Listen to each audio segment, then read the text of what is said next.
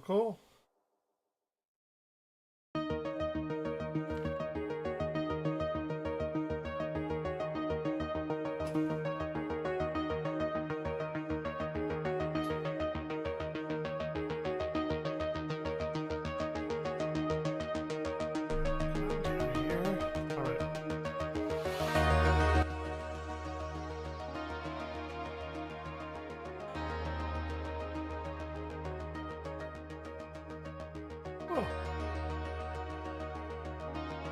The new Angry Video Game Nerd.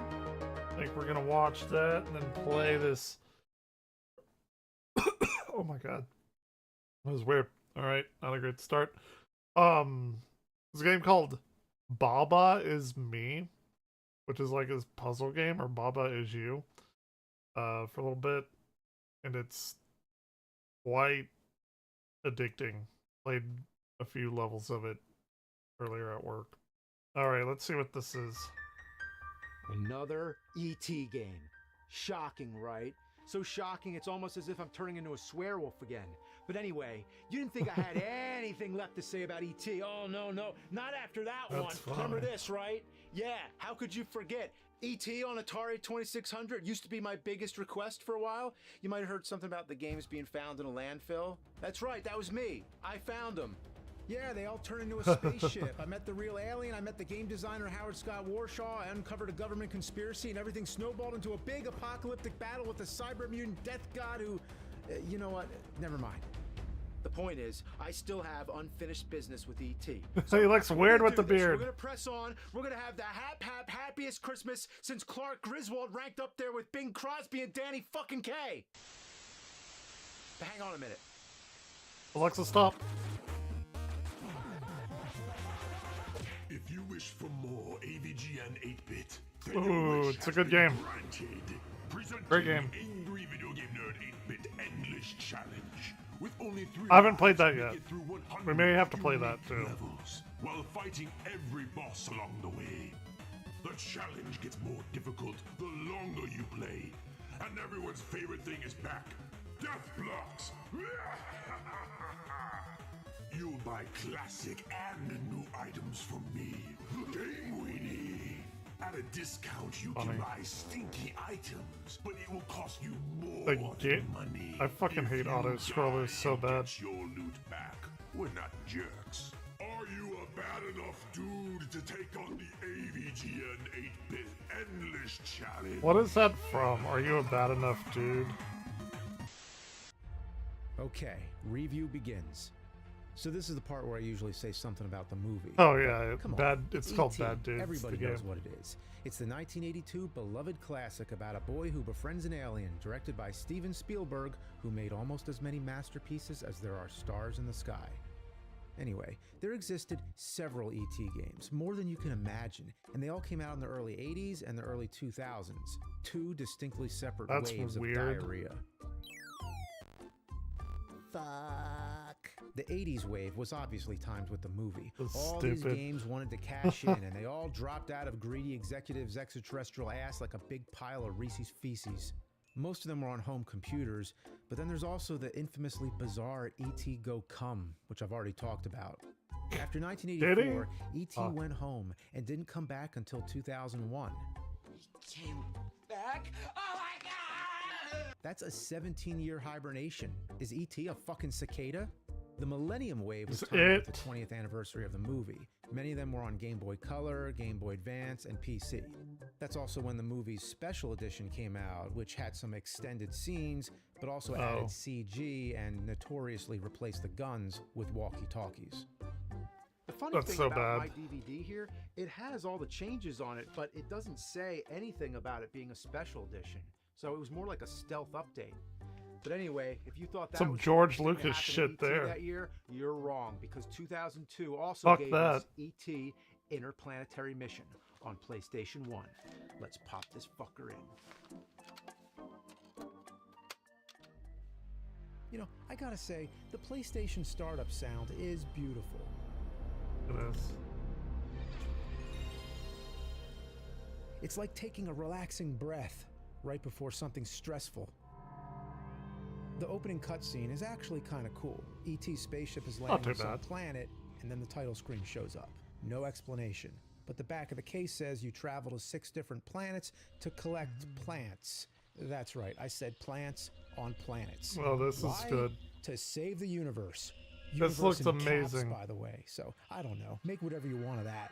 You get a The demo, universe! which honestly is pretty helpful. And then you're off to the races. As you can see, it's 3-dimensional, far different than the 80s games, as if he truly did travel from one world into the next. And it's like he's taken his first steps. The isometric angle is rather fucked, to put it in the technical terms. It's like trying to walk a blindfolded moose through a doorway. E.T. moves around like he's intoxicated. And that's actually quite faithful to the film, if it were all about the scene when E.T. gets drunk. Hell yeah. Let's go, baby.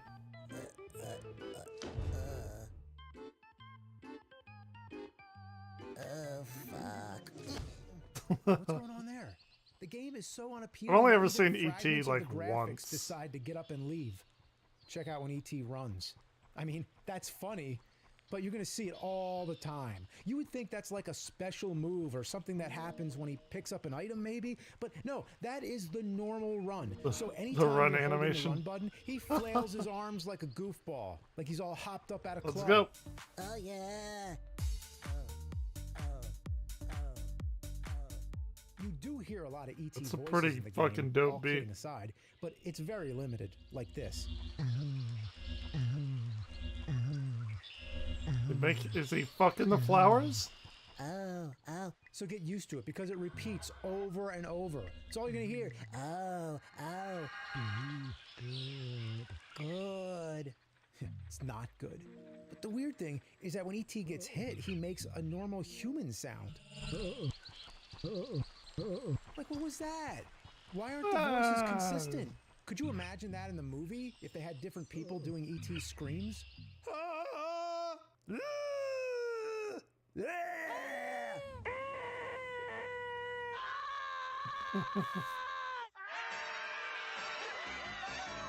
Every time I hit pause, the first thing that's selected is vibration. And it's also in the options screen. And what's the big deal with vibration? Does E.T. need to pleasure himself? E.T. has many abilities. First is healing. You have to heal all the flowers before collecting them. And you're going to be doing this a lot. You gotta...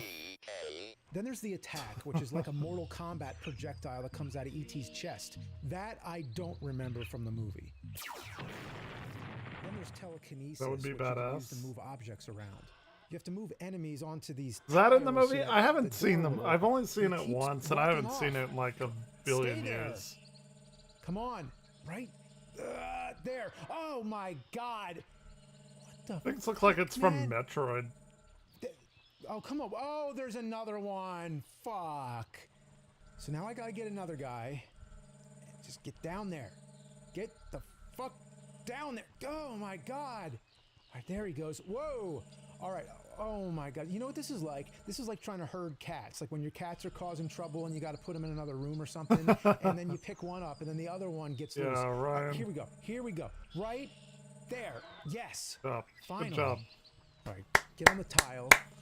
You Good job. fuck. Stay right there. Oh my God. Fucking shit. Get on the tile. Stay on the fucking tile. Right there.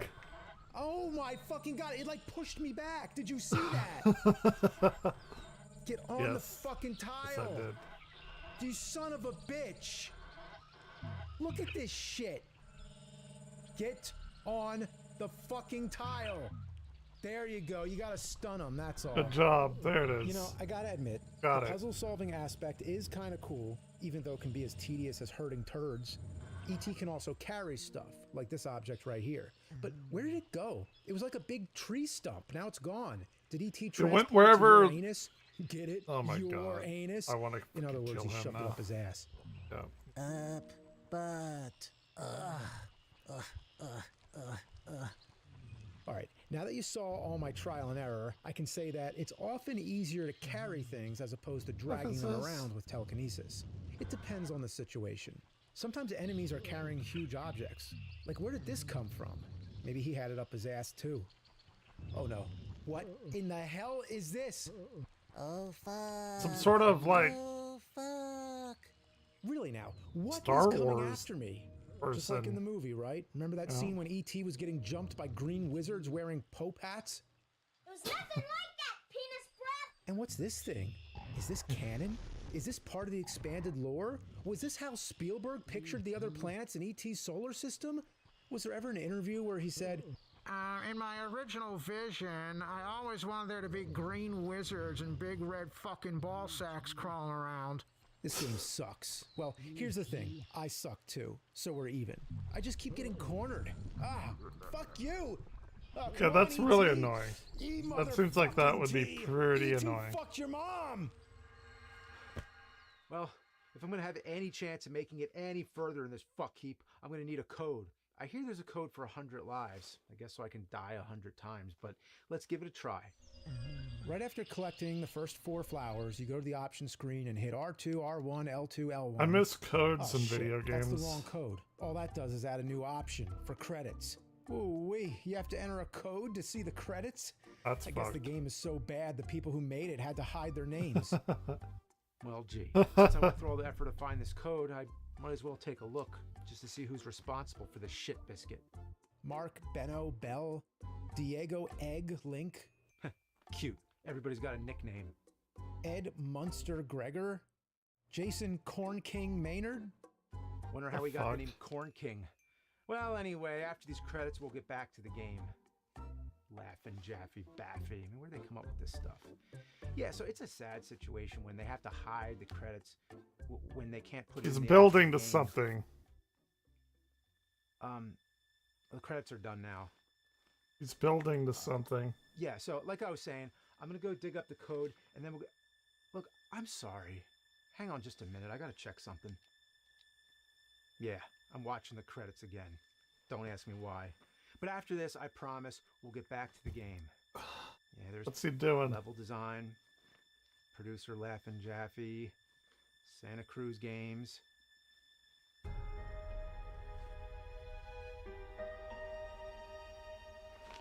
Oh my God. No, that didn't happen. There's no way. I didn't see that. Oh.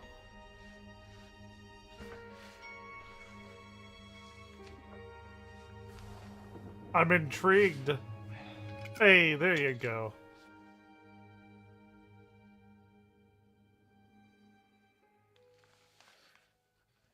No, don't waste the alcohol. That's a cool Mario bucket.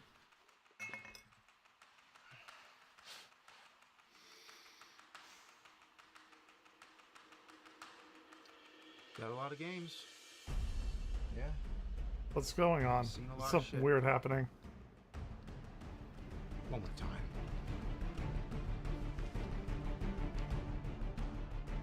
What's happening?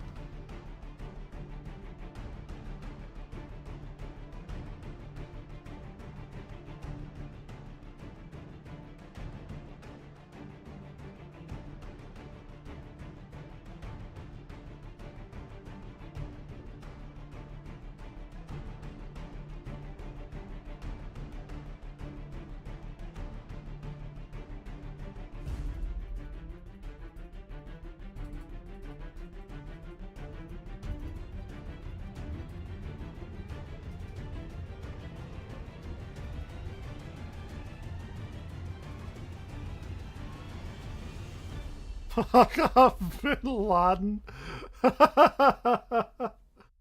What? Is that real? There's no way. Is it?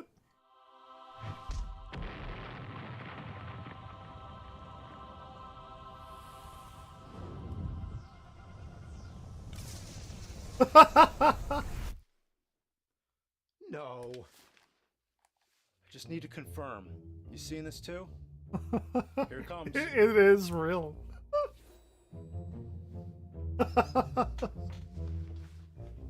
You know, if you I thought I didn't- was joking around, Didn't I expect don't that. blame you. You are welcome to try it yourself. Try it out because it is real. There is actually a message in ET Interplanetary Mission on PlayStation 1 that says, Fuck off Bin Laden. That must be the first use of the word fuck in a video game, right? I didn't know Maybe? his name would I come don't up. know. I mean, just to clarify, I agree with telling him to fuck off. He was a terrorist leader, a pretty awful person. He deserved it. PlayStation really showed him. E.T. told him off. Fuck him. But look, I can make sense of this, okay? You just gotta put it in the proper context. The game came out in 2002. That was only a year after Okay, 9/11. yeah. Okay, Bin fair Laden enough. was still at large. Fair Tensions were enough. high. So you can understand why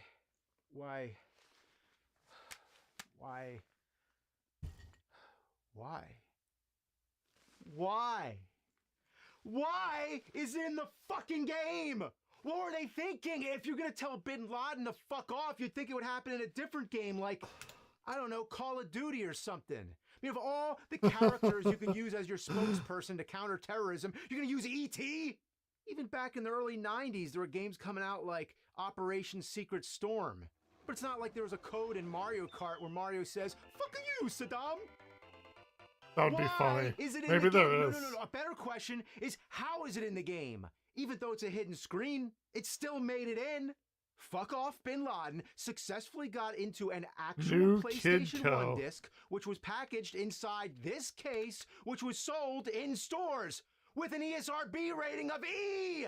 They slipped the word fuck past That's the Entertainment awesome. Software Ratings Board. That's ingenious. That's fucking So, How great. did this happen? Well, there's a story. I mean, who knows if this is true, but it's been said that the developers were forced by the higher-ups to remove the standard credit scene. So they basically put it into an Easter egg instead and used the opportunity to vent Why? their frustrations towards... Why would they have had to remove the credit screen? At that point in time, video games had credits. Like, that's just what you do. The hell? their boss, towards the head of Sony? No, towards the fucking leader of Al-Qaeda. That makes sense. Just think, in the special edition of E.T., which came out that same year, they replaced the word terrorist with hippie. Please. No, and that is final. You are not going as a terrorist. No, I mean it. You are not going as a hippie. Yeah, That's they decided stupid. that in the wake That's of so 9/11, fucking it dumb. probably wasn't a good idea to say the word terrorist. But the game Why? said, fuck You're that. not going only as one. Are we going to say terrorist? We're going to mention an actual terrorist by name. Wow, the movie lost its balls. The PlayStation game gladly took them. The PlayStation yeah. game had Let's twice go, the baby. balls. Quadruple balls. Oh. I'm not photoshopping that one. I think we all just saw it in our minds. This is the best code in the history of games. Next time It's somebody pretty mentions good. the Mortal Kombat blood code or something like that, you tell them no, you want to know the real deal? You gotta know the E.T. Yes. fuck off Bin Laden Yes. code. Yes. Of all the infamously bizarre video game quotes, I am error, you're a winner, welcome to die, all your base are belong to us, nothing can compare to fuck off Bin Laden. That is a t-shirt. Print that out. You're welcome. I mean, it would be one fucking hell of a shirt to wear, but yeah. Well, I'd wear it. back to the game, I guess. Like I said, it had potential. It has a good puzzle-solving aspect, and it could have been a good game, but It it's doesn't- hindered by awkward, drunken controls, tricky Hey. isometric angles, putrid Maybe you just need to be drunk in order to play it. And then you're like on the same wavelength with the controls, and maybe that's like how you play it. pestering enemies that gang up on you, and overall, an expanded, bizarre lore to a cherished, one-of-a-kind, sequel-less blockbuster movie. And yeah, I'm still getting over the learning curve. I probably could get good at it, but that would be as satisfying as getting good at flinging squirrel shit into bird butts. You know, who am I kidding? There's nothing else I can talk about that can top that incredible Easter egg. Never in all my years of reviewing games.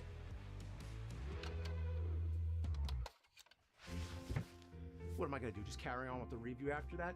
No. I just saw something that shattered all my video game sensibilities. I mean, It's so it's awesome. over.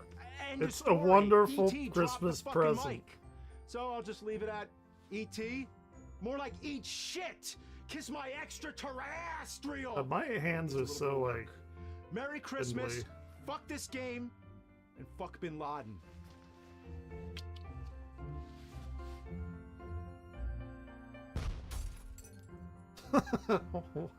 Why was it a gun?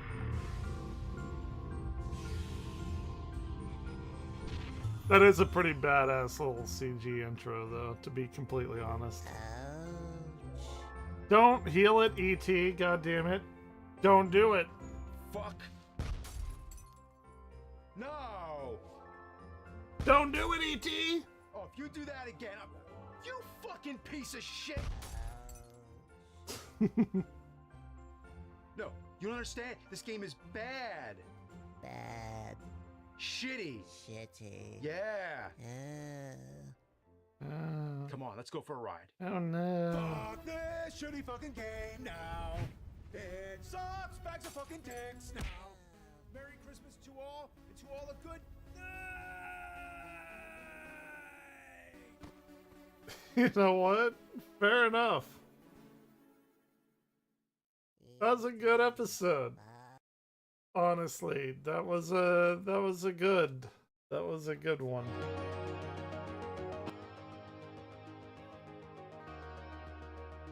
Pound cake by thought. Let's go. Damn, Bad Medicine got 100 and how many? 106 watching. So that means they have 106 more viewers than I do across both platforms. Actually, 105. Somebody's here. I don't know who it is. That's funny. Okay. Let's see. Failed TV shows in 2006. We may watch that later. Oh, August the Duck uploading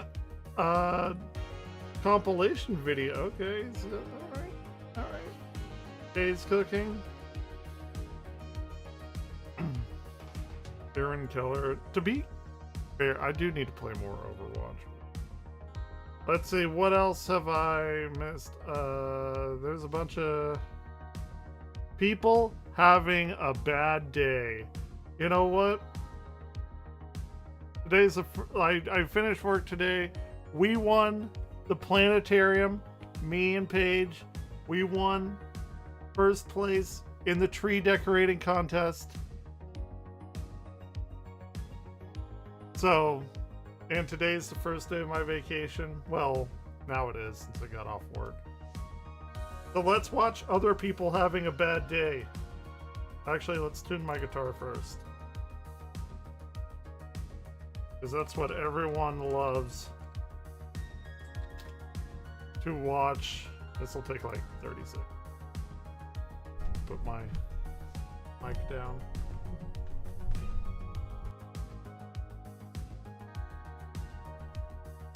Do it.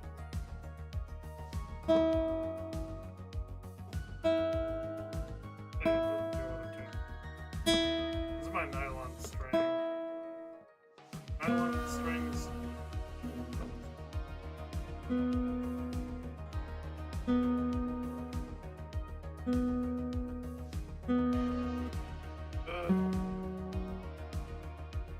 It's G string. You want to hit the sweet spot on the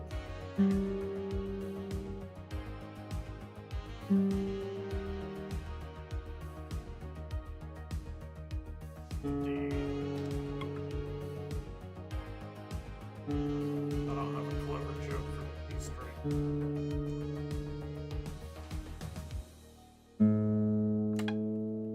Like everything detuned like almost a half step.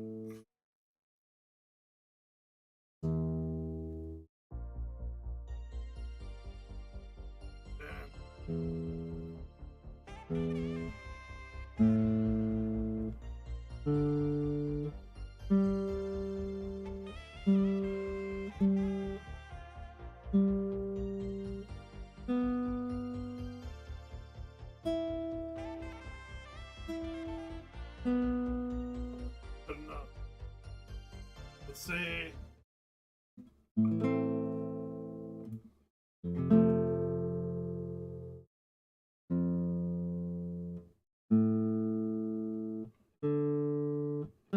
out of tune?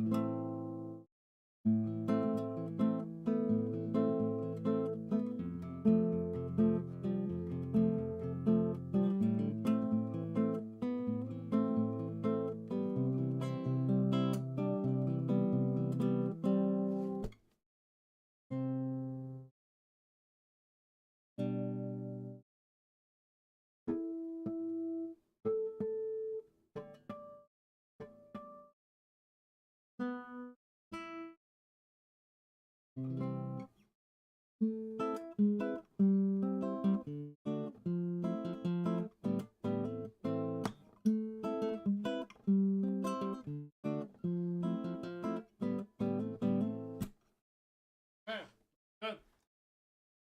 Watch people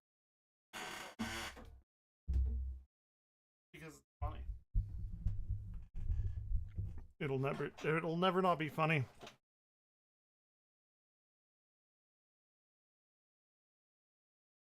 People having a bad day. Whoops. That's a good one to start off with.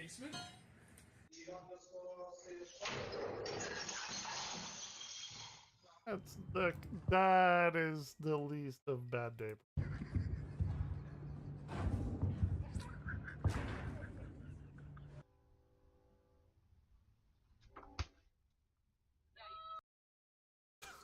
Then no.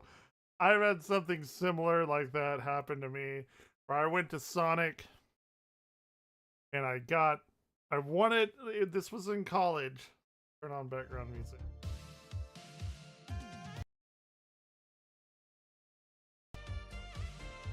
Okay, so in college, here's a free story time, whatever. But me and my friend, we went to Sonic because I wanted fucking vanilla Dr. Pepper.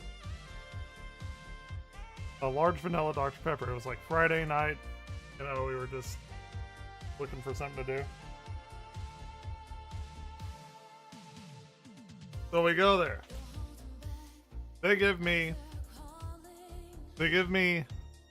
a medium Coke. And one a medium Coke and one a large vanilla Dr. Pepper. So they're like, okay, yeah, I got my order wrong, our order wrong. We wanted a large vanilla Dr. Pepper. You gave us a medium Coke. You do? Comes out with a large drink. The large fucking vanilla Coke. Call him back. Gave us the wrong drink again. The large vanilla Dr. Pepper. So, what happens? They come out and they give us the large vanilla Dr. Pepper. So here I am. He got his whatever the fuck. And I'm here having a regular like Coke and then a fucking large vanilla Coke, and he has like no goddamn cup holders because his car was like shit. So I'm like carrying all of these things. We should probably ask for like a drink carrier or something. Don't know why. Anyway, so I have 3 drinks, 2 of them like large or like Route 44s, whatever the largest thing is. Whatever it is, I don't know. Route 45, I don't know. So this one. Out and about. Anyway, we got that. Come home. Park in there's this parking garage because we used to live in this like apartment style dorm thing. It's like brand new. Anyway, we get in the parking garage. To get out, because I'm like a large guy, like a tall man. His car is a very tiny being birthed of mechanical whenever I get out of small cars. Anyway, So I have nowhere to put these fucking sodas, so I set them on top of the car. Well, you know, like Sonic, their sodas, like at the bottom, they have like a small bottom base, whatever thing. So you can like fit them into cars that actually have a cup holder. So they're like top heavy, right? Especially like the Route 44. Anyway, so I set them on top of the car. I get out. And me getting out fucking causes two of the three, the medium and one of the large ones, to fall. And, you know, it's in like a styrofoam cup, so they just fucking splatter everywhere. And I'm like, God fucking damn it, dude. That shit pissed me off. And then I'm like, well, at least I have my large vanilla Dr. Pepper. Turns out it was a fucking large Coke. And you know what I did? I was so goddamn angry that I just took the Coke and I threw it so fucking far across that parking garage, and it just exploded like a goddamn grenade because, man, we went through so much fucking hell that night. We just went back to our fuck it all. Anyway, it's like not that big of a deal, but like just to go through that whole like ordeal, some bullshit. Hey, what's going on? This is how I felt when this guy lost his watermelon. Anyway, let's continue watching people have a... Bye. How's it going? Hey, well, thank you. Wow. I just watched. I've done that. Be fair. Why the fuck didn't you stop? God, I fucking hate people on the road. Where are you going? Dude, that bear just... Hardcore parkour. She gonna lose her skateboard. Oh my god! There it goes. Done. Oh, it's a little swamp puppy. Look, he looks cute. Just wants some pets. Oh, that's scary. That's scary as shit. Look, he's fine. Oh man, no. I'd still eat it. I don't give a fuck. I'd still eat it. I could not give less of a fuck. That is a lot of chicky nuggies and some fries. You got the tangy barbecue, so fuck it. I'd still eat it. There. Oh, what the f is this? Don't even care. Go, let it go. The cat.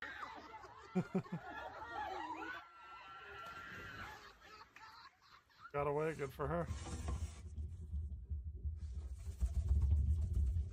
Whoa. Nope. Dude, that looked like an inland taipan. That shit. I'm like... Dude, I think that... Hold on.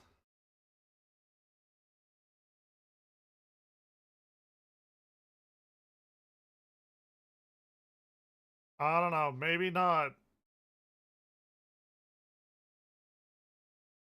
It may be a coastal type. That looks like some kind of taipan. What is... Why is... Shut up, people. God. Whoa. Damn, that snake was not having it. Slides down. Hey. Free ice slide. Got glitter all in her food.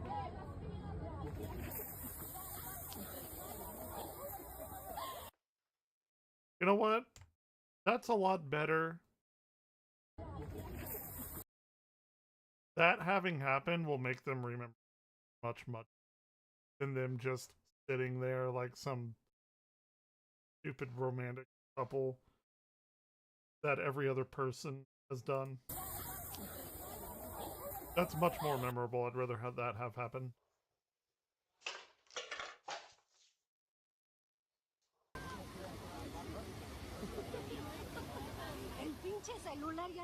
They're fun. but I'm saying those are the outliers. But then you have a lot of people that are nervous. Oh,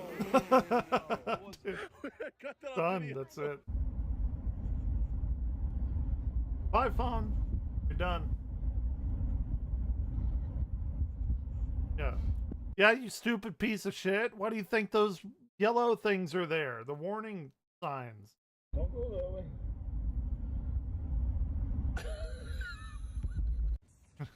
He was having a bad. Just to be fair. Now, out of all the rooms she had, she could have gone. No. People are stupid. People are fucking morons. Okay, I'm not.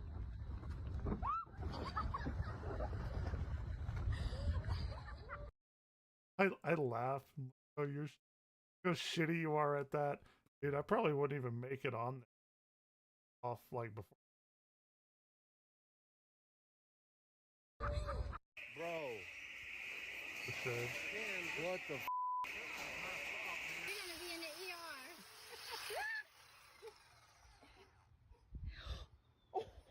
Seen that before. Seen that one.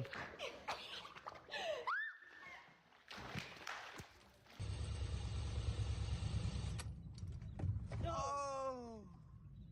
Bye, drill. We gotta document this as much as possible. Oh my god. Oh. I nearly had a similar well, not. I mean, that's clearly bolted. But I had a Hylian shield in front of the computer, swords, and that shield fell off and like shattered my. Luckily, like no, except for the. But holy fuck, it could fucking sit on it.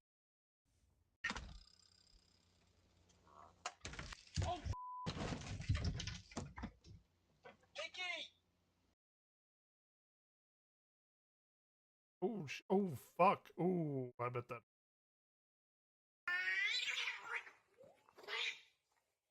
Oh. Oh. Okay, so I was really proud Not of the myself. TV. I installed this doggy door the other day, and I said, let's go with the little one because I'm worried about what might come in the house.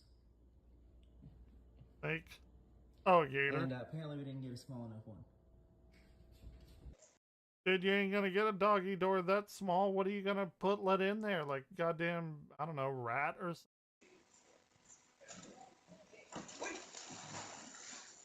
Could have broke a rock. It got caught in one of the lungs. Damn, that iguana? The front yard. Fuck up, you're gonna fuck up. You're gonna fuck up. I got gas and farts trapped in me. Don't we all? Don't we all, little girl? Cheers to her. That is so crazy. I've never seen that before. Like, I have never. Don't we all? I don't even know.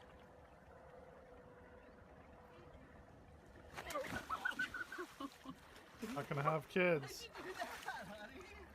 Hold on, what was the other one? That is so crazy. I've never seen that before. Like, I have never. Wait, what? What is happening? That is so crazy.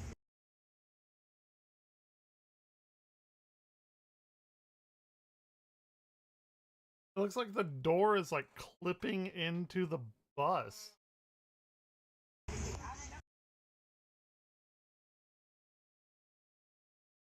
I don't even know what's happening here.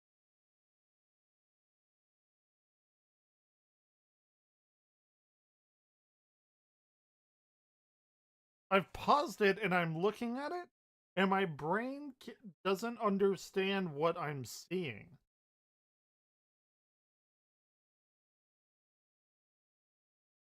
I don't. I'm just gonna let that one go. I don't even know what the fuck. I don't know what it is.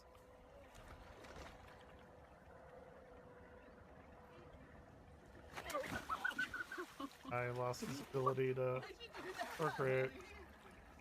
For a very long time anyway.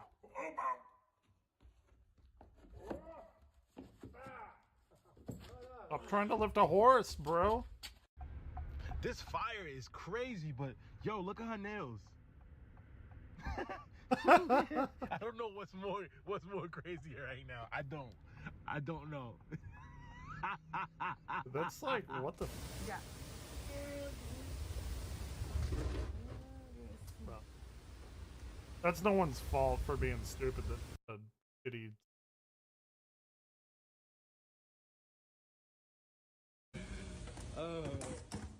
Because first night's spending the night in Qatar, in front of immigration. But in park.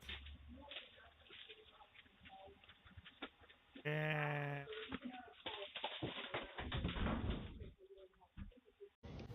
Oh God, I am so sorry. It's okay. I would laugh. Whenever I get hurt, I just. To expedite the boarding process and help you get out on time, it's important to place the smaller items such as backpacks and purses under the seat in front of you, serving the overhead bins. How much is a new pair of Sometimes pants you gotta cost? do what you gotta do, man. I mean, if you're that bad off, I'll buy you some jeans if you're that bad off. You're so funny, Grandpa. Hey, I'll... Wait, what? How much does a new pair of pants cost? I mean, if you're that bad off, I'll Hey, that's buy like you my some jean jeans if you're jacket. that bad off. Although I do need You're to get so it. funny, Grandpa. Been like, oh fuck that.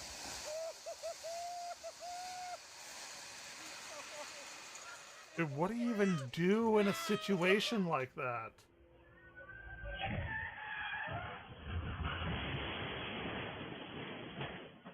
What do you even do?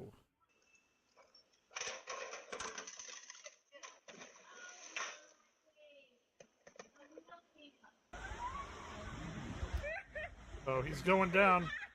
Sugar, he's going down. Going down swinging. Pork, pork. Why don't you ever cook?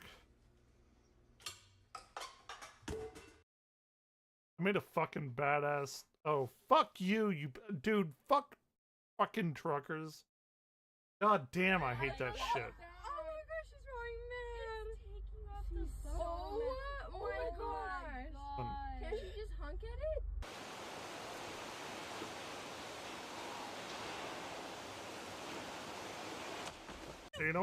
You know what's great about rock climbing? Nothing. You know what's great about rock climbing on a slippery, sheer wall face with hardly any handles? Nothing. Don't rock climb.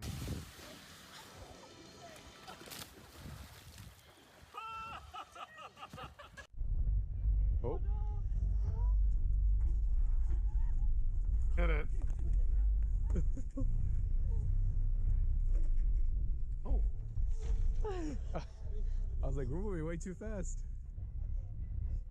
Actually impressed. That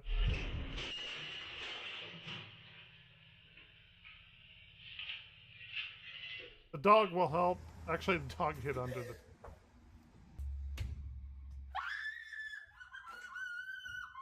What is it? A pigeon or a bat?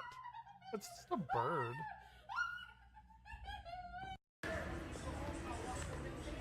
A bird. Huh. Where did Real Cozy go? They're like, hello, fine sir, and just immediately like, oh yeah. He didn't heed the warning, the height warning signs.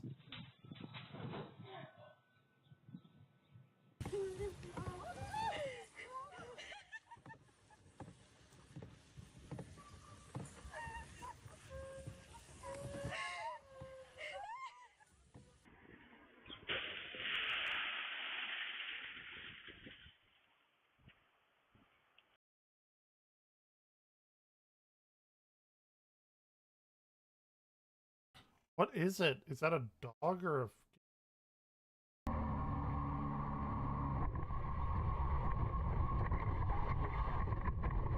Ooh, ooh, that's some large rocks.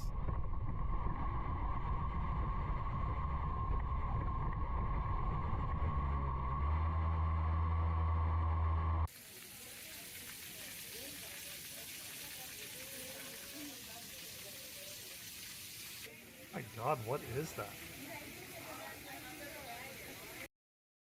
That looks like some fucking bullshit from Half-Life 2. Like, clearly, this is some video game shit, and if you go in there, you're gonna get, like, poisoned.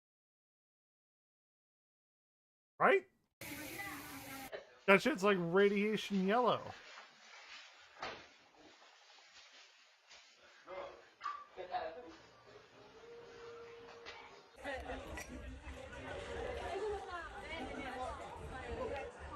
Are they drunk?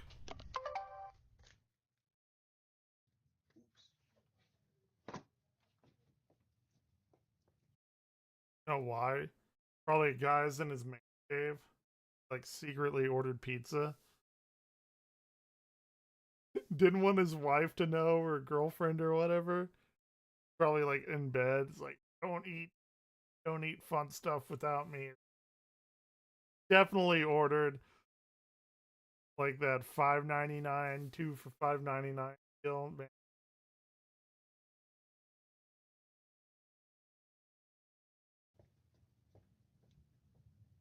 What's your Domino's order? Everyone got a Domino. Ooh. Ooh. That's an unfortunate. Hot air balloon wasn't hot airing.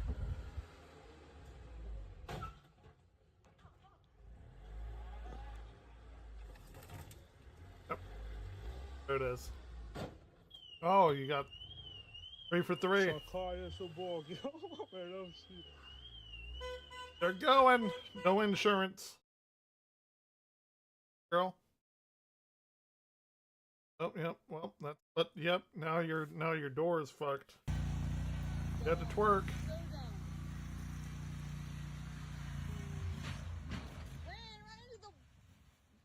Ring for the aquatic lawnmower model.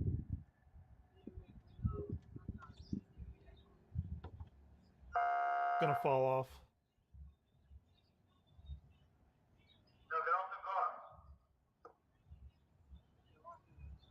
How was he on the car to take a fucking selfie?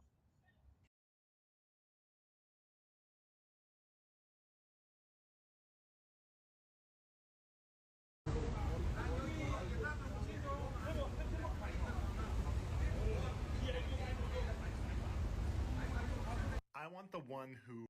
Oh, he like flipped the manhole cover. Some like Super Mario Brothers. I want the one who sits on the 50th try.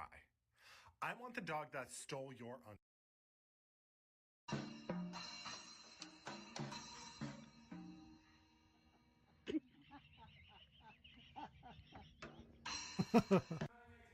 He's having none of it.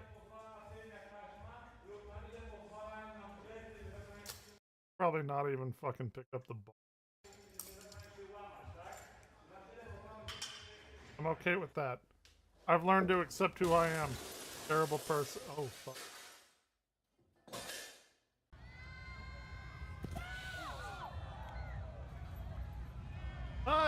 You know, any landing where you can walk away is a good one.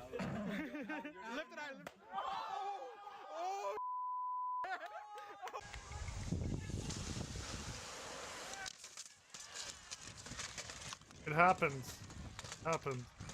They are having a bad day, though. Oh,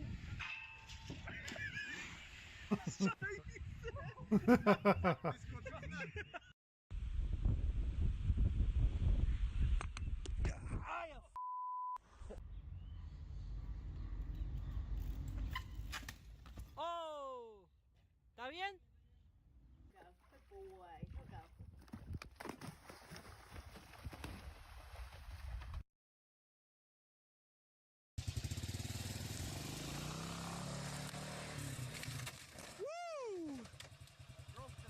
Yes, you did.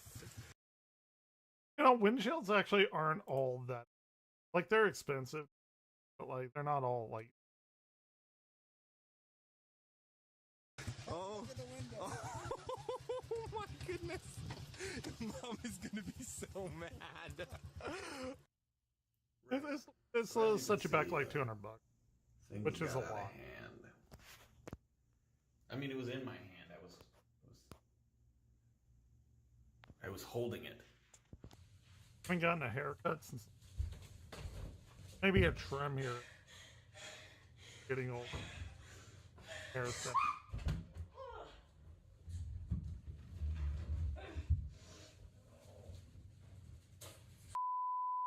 My, what a year it's been. This time last year, you... Oh, God. Oh, God. Oh, no. Oh, God. Oh, not the food. I think my favorite Schadenfreude when hot girls up and trying to do to make their life. It's like the best thing.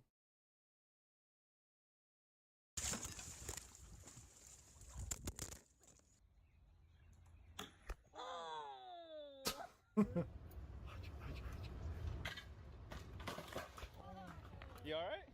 Eat shit. You good? No, she's not. That it, but she's not.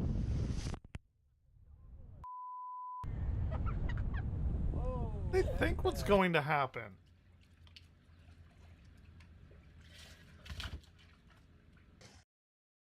Hit her head. Hot girl. Funny stuff. He hit her head on her elbow and her. Watch that.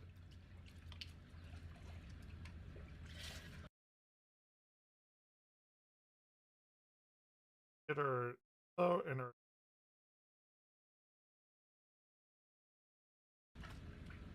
Good thing.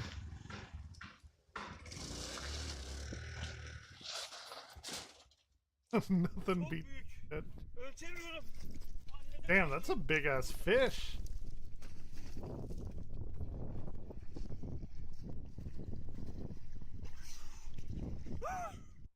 Did he? Wait, did the fish get back in the water?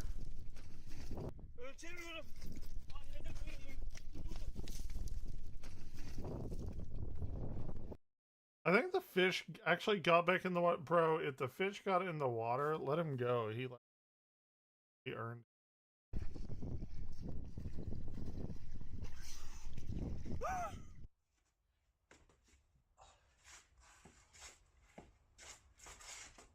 This is some shit that I would learn.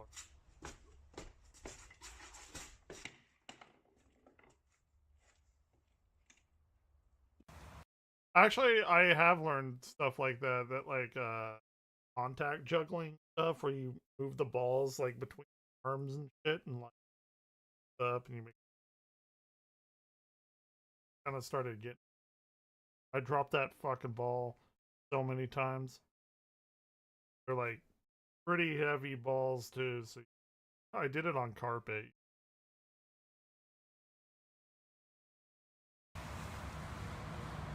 Because of the cracking.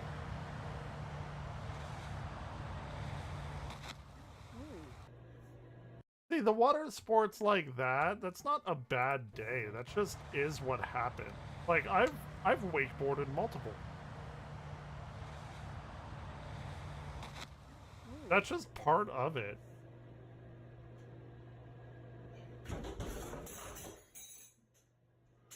Why you never...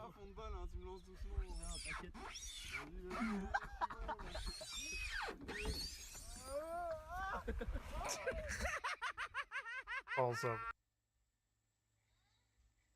Oh, I wonder what's gonna happen with this glass pane that he's carrying very quickly and so haphazard.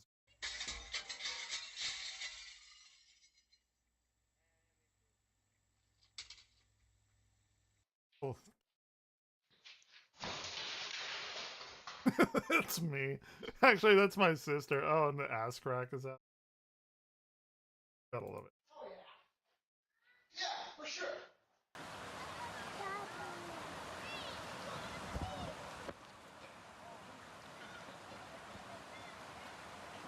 Down he goes. He ain't gotten a oh no. This hit is flopped over. Daddy's dead. Now you have to learn.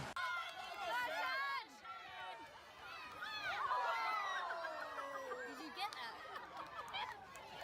I'm gonna bet you -$5 that you don't make it.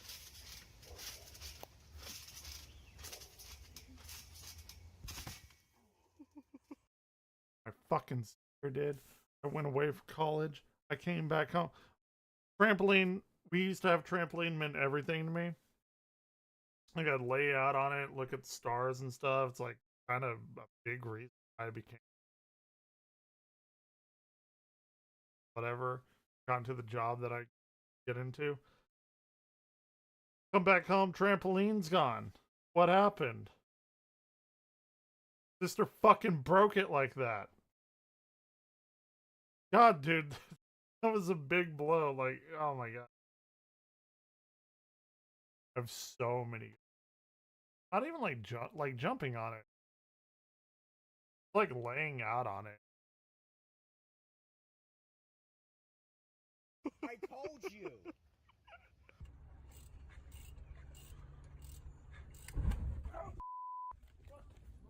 That's a chemical fire. Don't try to put that out with water.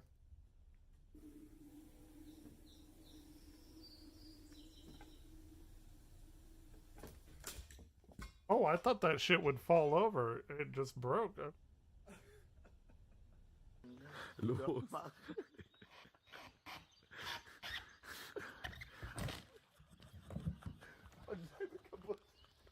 Yeah, he cracked the windshield quite a bit, yeah. For sure.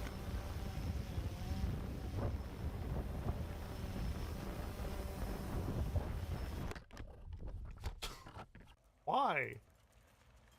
Don't take it out on the fucking drone.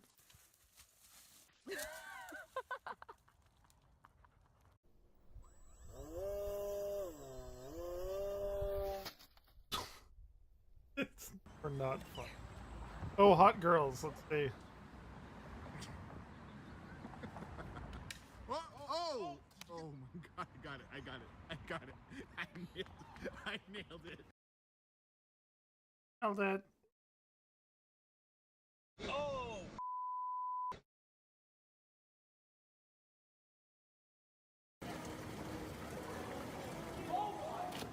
Ooh, that hurt.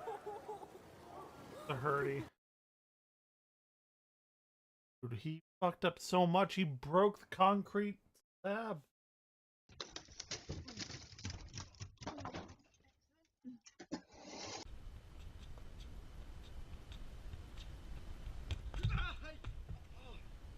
Oh, that's like a triple. Man broke his butt, broke it, probably at least injured his back shoulder, and then got the 3-for-1 with the elbow.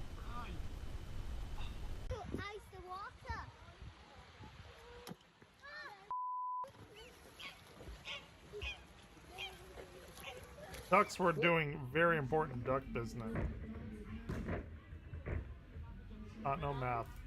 But probably didn't need to know math, so. You okay?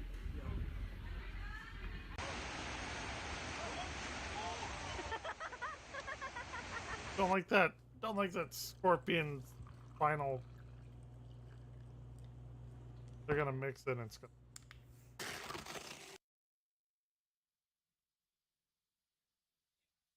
Goddamn genius. Oh. Oh. That was. You don't work there now? I bet that feels better, right? I did. I went to the detective bureau for 4 years after the dispatch center. Well, you're okay now, right? Yeah, it probably feels so much better, right? No. Stop. What'd you do, you stupid Dumb. Oh, thank you. Fuck. Oh my gosh. It's basically a video of Ro Hessler speed disassembling a Rubik's Cube. He does it in about 7 seconds, but after seeing that video, I've been doing some practicing myself. And I'm at a point where I think I can get a pretty decent time, faster than that. So, let's see. Ready? I knew he was gonna hit it with a hammer. That is fucking hilarious. Though. As a cuber myself, I'm somewhat of a cuber myself. But he didn't. I was like, okay, he's clearly gonna like hit it with a hammer. I didn't see the whole table shattering coming. Ready? Let's see it once more. Okay. Did we do another one? I mean, worst fails of December. How? Even though December's not technically.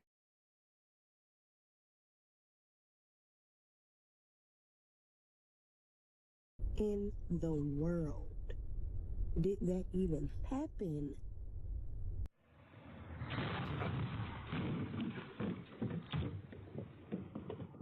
Делал. Я сам не понял. Мне смотреть даже страшно туда.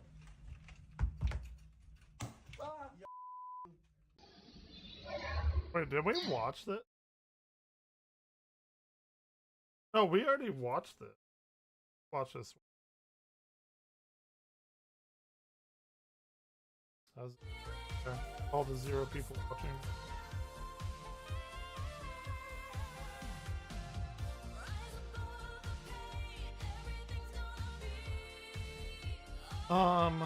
Let me make a.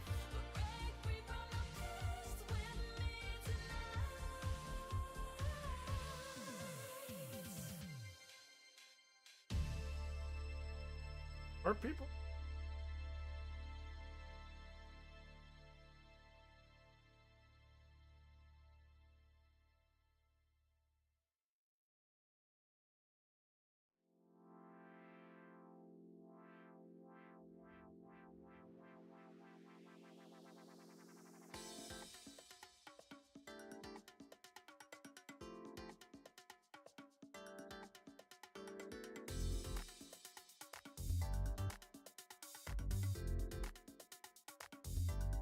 We make it pre-roll ads are disabled for 10 minutes. Why does it keep popping?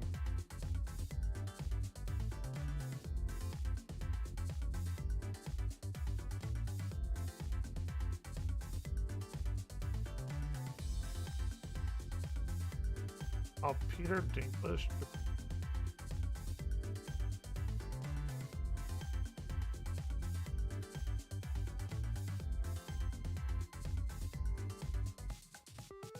Oh yeah, the new Avatar came.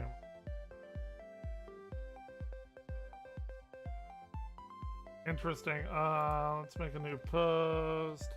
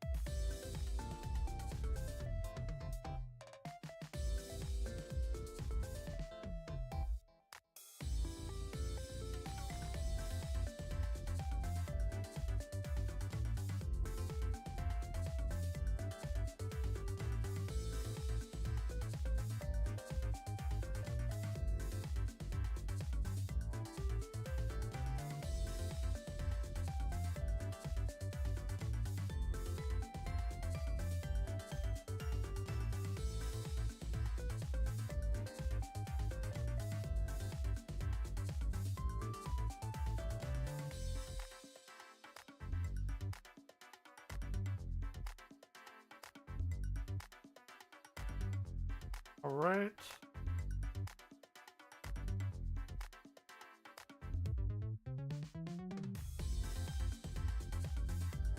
Thing.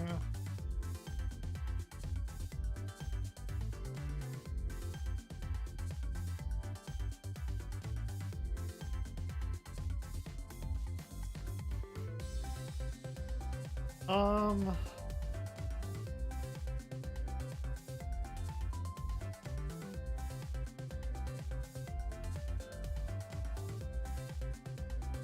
have on my watch. I have a box.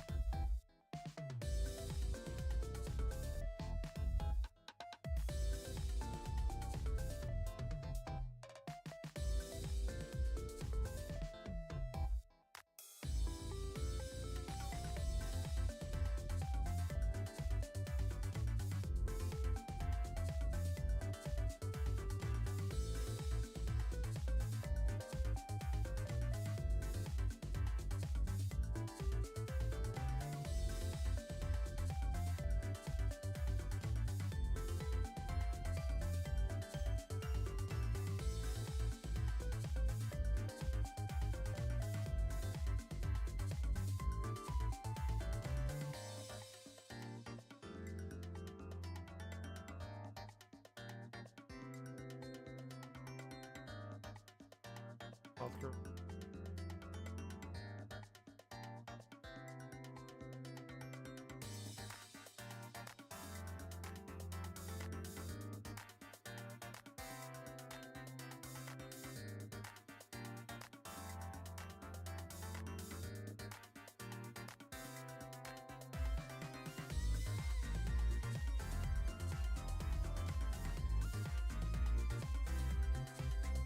Okay, cool.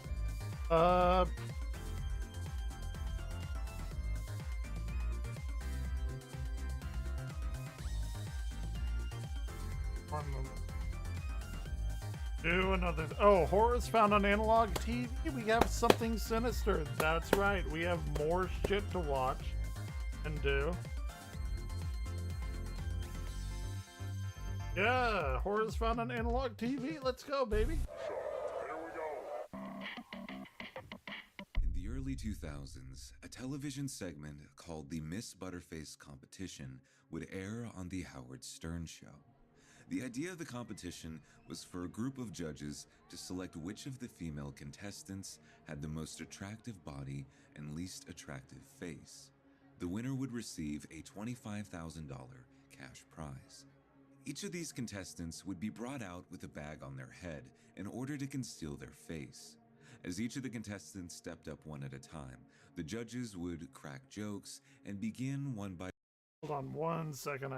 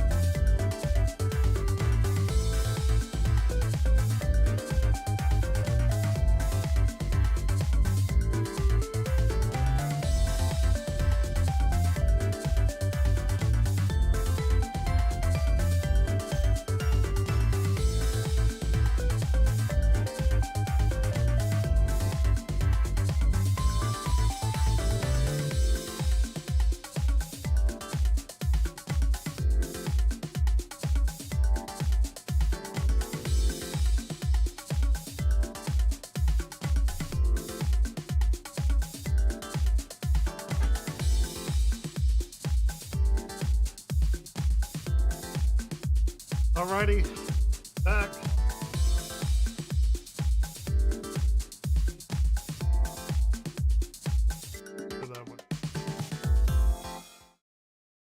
One rating the contestant's body. After this, the bag would then be taken off of the contestant, revealing their face. Even for audiences in 2004, the show was... Hey, that's when I quite graduated high shocking. school. And earlier this year, a clip of one of the contestants in particular would resurface on a number of platforms across the internet. Let's all gather around and learn some personal information about Butterface Stacy. I would rate my body at 10. I would rate my face 4. The thing I'd like to change about my face would be the dark circles under my eyes and the pale face. As the first contestant, a woman named Stacy, course, Howard Stern. walks out onto the stage, the judges make derogatory remarks about her body. before rating it on a scale of 1 to 10. During this time, the audience whistles and calls out to her. The judges unanimously praise Stacy's appearance, but things quickly change when she takes the bag off. And now, Stacy, take off the bag. Here we go, and let's see the face.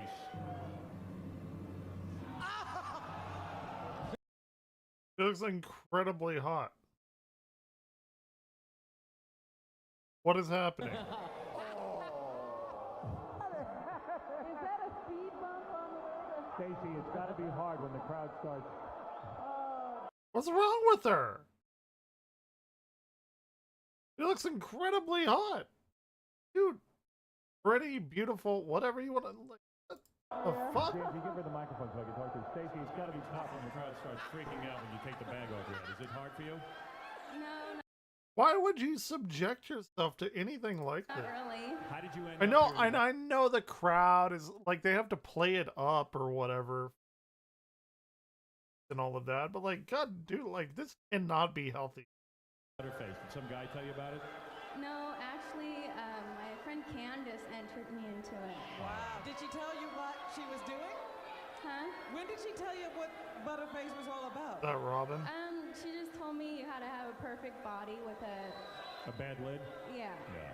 All right, let's go to our judge. Ralph, what do you think of the face? 10 being the worst face on the planet. While the judges continue with their ratings on Stacy's face, we watch as the light is slowly drained more and more from Stacy's Dude, that's so eyes. that's such a The crowd fucked up boos her premise and for a makes an show. array of gagging noises. And though she claims that these reactions from the judges and audience don't bother her, Stacy's body language tells a different story. This moment, where Stacy takes the bag off her head, would begin going viral. She kind of looks like Miley Cyrus. Miley Cyrus cute? What the fuck? On TikTok and X. And while in some of the darkest corners of the internet, the crude comments picked up right where they left off, most You can at least 12. Dude, this is probably some like fucking fat 400-pound piece of shit is spent. So, dude,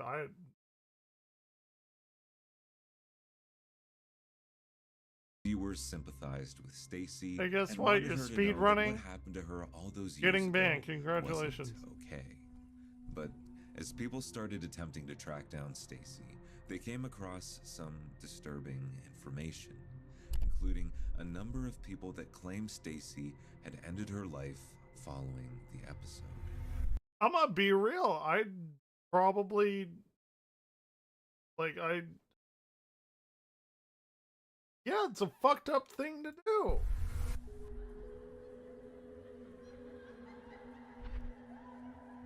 Yeah, I'm not surprised. Ever since Probably I want to do started the writing same thing. videos like this full time, I found that at the end of the day, I sort of need an activity to wind down. I've always loved playing mobile games, and recently I came across something that not only allows me to play mobile games, but earn money while doing so. Thanks to today's video partner, Free Cash, I can earn real money by doing things like playing mobile games. It's weird because like I kind of trust this YouTuber like some sinister, but I don't. Games or completing surveys on my phone. Research In fact, I don't even want to promote this. I'm sorry, it's something sinister. I Make don't sure want you to. don't miss out and start earning today. Some fucking catch. Sorry, something. Go subscribe to something sinister. There's something inherently strange about footage shot or screened using analog technology. It's the low picture That's quality, why we love the analog horror. fuzziness and static. Looking at footage shot on analog instantly brings us back to a certain point in time.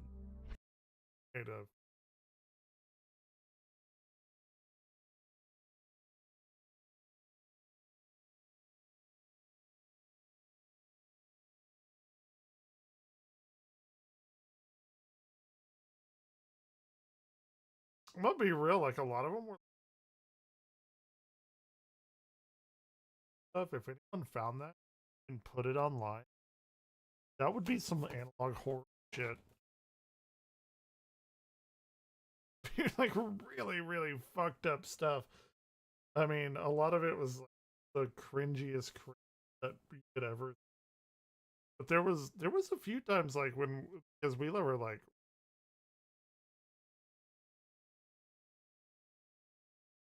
pretending that. And we were like really big into horror movies and shit too. So, and if somebody found those, probably in like a landfill now, but goddamn, ridiculously.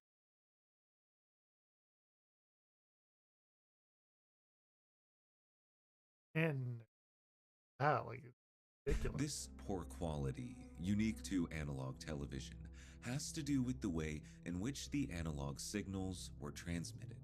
While digital Magnetic TVs tape. use ones and zeros as a part of their data encryption, analog television was much more vulnerable.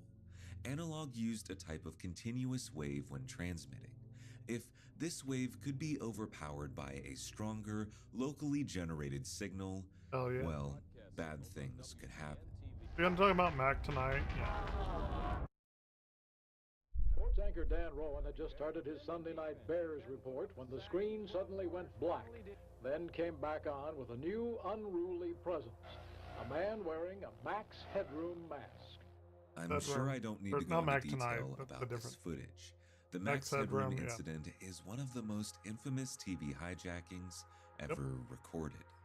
While creepy in its own right, the incident is just one example of how easy it was for individuals to hijack an analog signal. But there's another incident you might not be so familiar with. Imagine you're laying in bed. The TV just across the room has been playing for a while. You find yourself dozing off ever so slightly. But then, through your hazy vision, you notice the footage on the television twist and contort before something weird happens. Never gonna give you up. Go.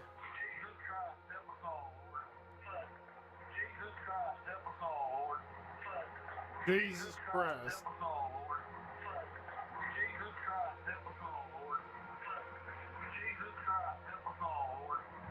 The footage playing on the TV is of a Canadian series called Mayday.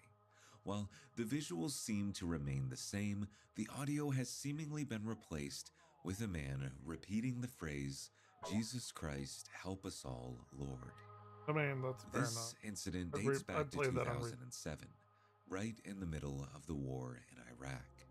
The audio playing seems to be of a male voice with an American accent.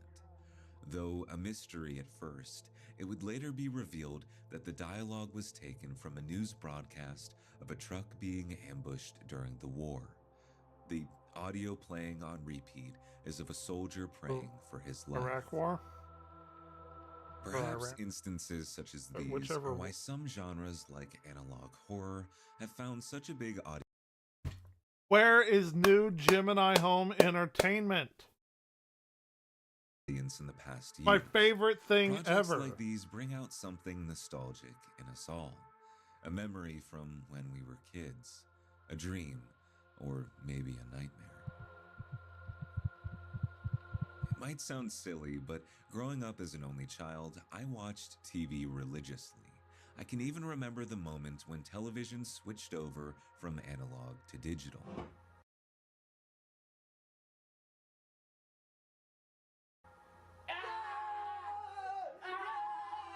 This was a big shift. Old, I'm a millennial. I was born in the 1986. For people, it was the gateway to the television experience we know today. Better picture quality, TV guides, and seemingly endless options. You can actually find quite a few videos and playlists on YouTube documenting the shutdown of analog TV, and a number of sign-offs left behind by some stations affected by it. We're going to sign off the analog for good. Good night. Most of these stations concluded their analog run with the national anthem. Some fucking poltergeist shit going on. Our national anthem. It's hard to watch these clips nowadays and not feel a little bit put off by these final messages. It gives off a certain feeling similar to old emergency broadcast system tests, like the world is about to end, or things is... Oh, dude, this, like, it's so funny because this guy's like something sinister is like clearly probably like 10, 15 years younger than probably in his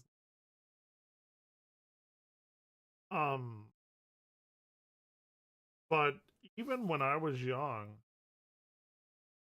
broadcast network would sign off. I distinctly remember even being like in high school and like at the end of Sunday they would sign. Now like earlier days my parents were, even in my day, they like here in Dallas they would sign off with it. Not like some crazy, like, it's just weird. It shows people's ages of like how old we know them to be will never be the same. And it's not to say that today we don't experience similar instances to this. There's nothing quite like receiving an Amber Alert or severe weather warning on your phone. Yeah, no shit. Here's a free story for you for the tell it anyway. My first vacation day. Getting a little point is, first time I ever taught, or well, first time I ever taught was fun. Like actually as like professor, whatever. But the point is like summer they had me very early. Big. But like whenever I teach words of today's which like locked in. Oh yeah, chat. I'm playing a video. That's how I am every time I teach. Whatever I'm teaching. Like I am locked in. So one day in the summer, I'm like locked in doing all of the crazy fucking calculus and shit on my chalkboard, whiteboard, chalkboard. I don't like the tactile feel. Anyway, I'm doing that. And then what happens is I'm in it. I'm in it. I'm like showing them how to do each equation, whatever. That's probably black body ready. Anyway, I get the Amber Alert. You know, the brand, you know, whatever the alert. And it's like 8 o'clock in the morning. Like 8. And I look at it and I'm locked in and I'm fucking tired because I don't want to be there that early teaching. No. And I look at my phone and my mind doesn't like comprehend the situation. And I out loud to like 40 students. Sucks to be them. And I put my phone in my mouth or in my pocket. And I start and then I'm like you could almost see the electrical signal like slowly make its way through my brain into the hamster wheel that's running. And then it like clicks. And I'm like, oh shit. Thinking to myself, fucking sad. And I look, everyone's like, and they saw me look back, like, oh, I'm so. I had to apologize. Like, oh my god, They all laughed and everything because students were, but like they knew like I was just in the zone. But I guess it's like That sucks to be there. Oh my god, like little kid was kidnapped or whatever. Anyway, that's my Amber Alert. But analog Happened actually television not too is long where ago. it all began. And now, Stacy, take off the bag. Here we go, and let's see the face. What is The this? Miss Butterface competition, an annual event hosted by Howard Stern, is about to announce its winner. The Oh, Butterface. It's Butterface. Butter.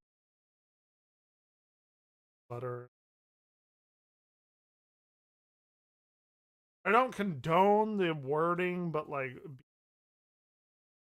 butt, like she's hot, but her face. But butter.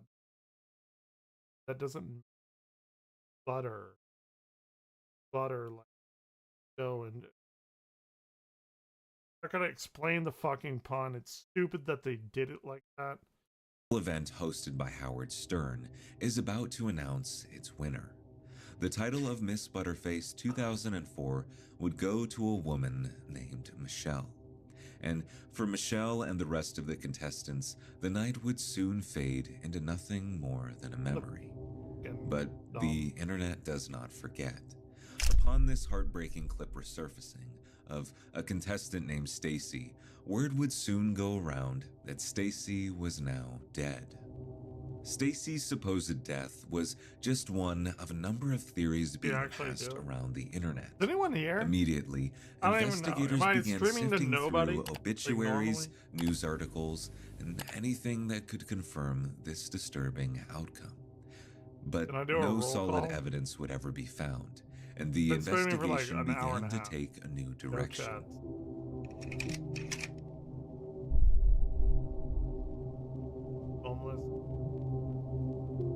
Crazy. See, if anyone's gonna say anything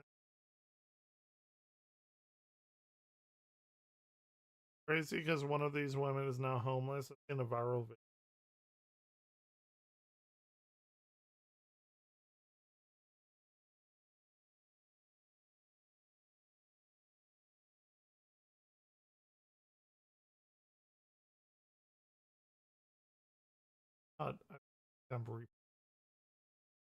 Like a good job, pretty smart.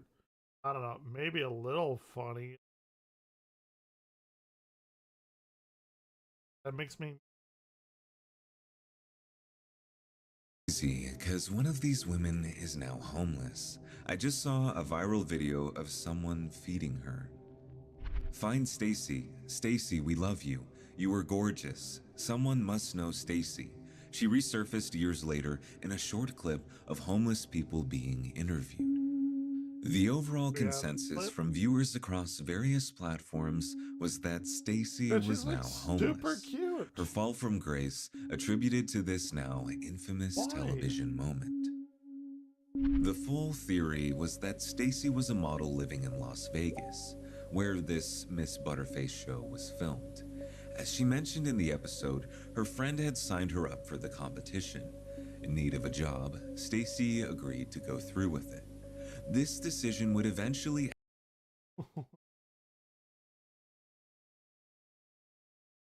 He's a very hot, pretty girl individual.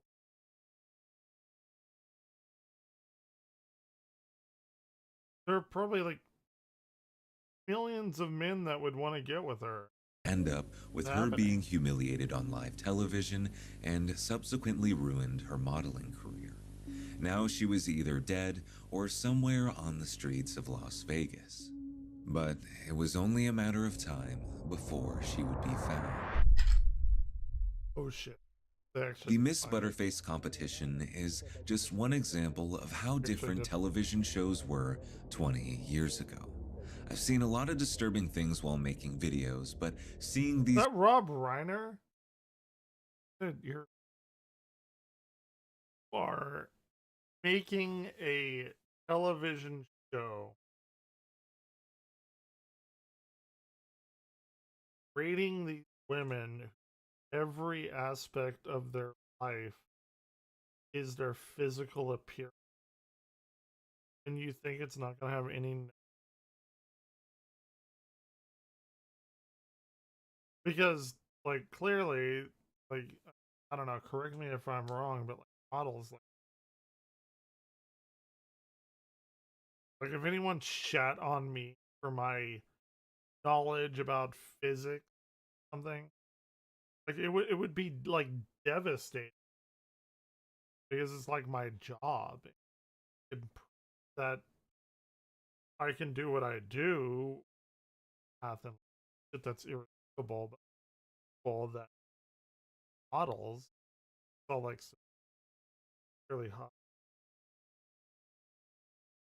body stuff, but like that's what their life just shit on it.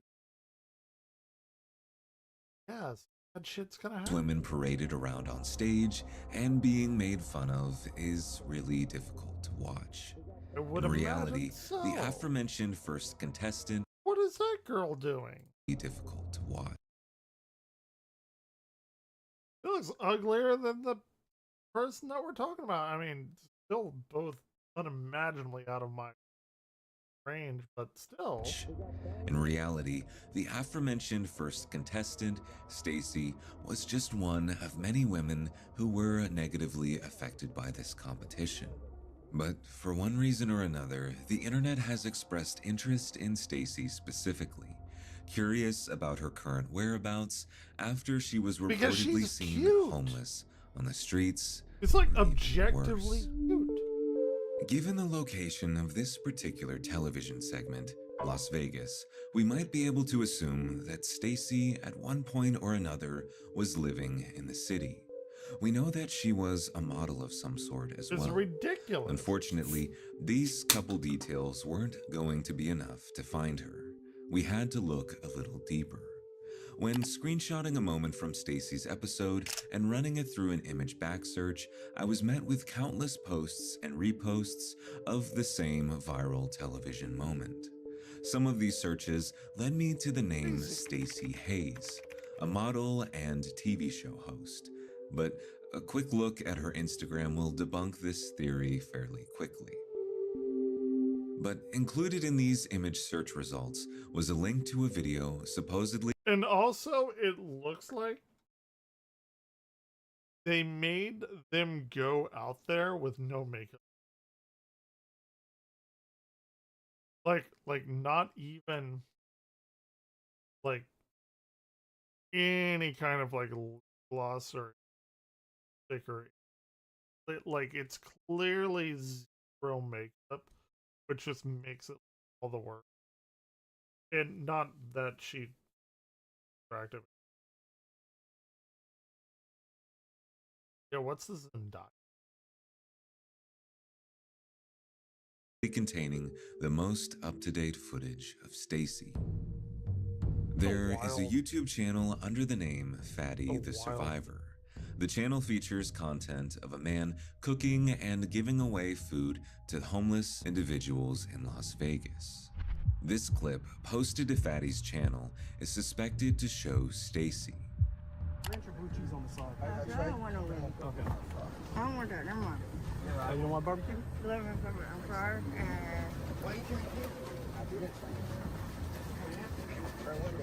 What happened today? I didn't say we got lemon pepper, buffalo, barbecue. I didn't play no man. Excuse me, hot fries coming in. Coming in, hot fries. Yeah, that's all we got. We got 5 options for you, man. You don't have salad or water or anything? We ran out.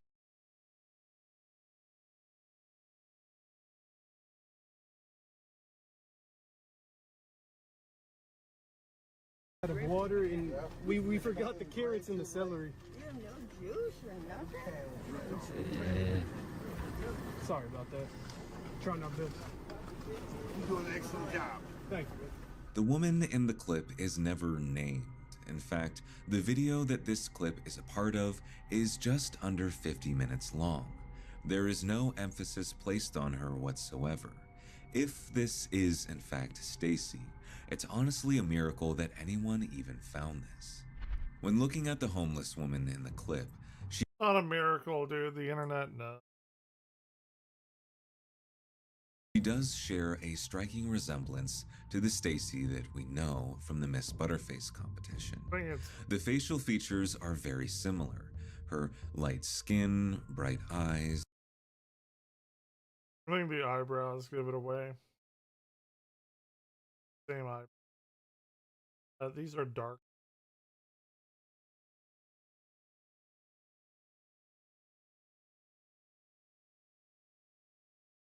Especially the hair.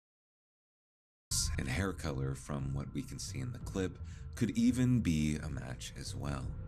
And while some users on the internet believed that they had found the woman that they were looking for, all was not as it seemed.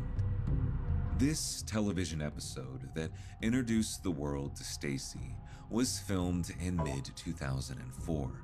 Though her age was not explicitly stated in the episode, I think it's safe to assume that at the time of the recording, Stacy was most likely in her mid to late 20s.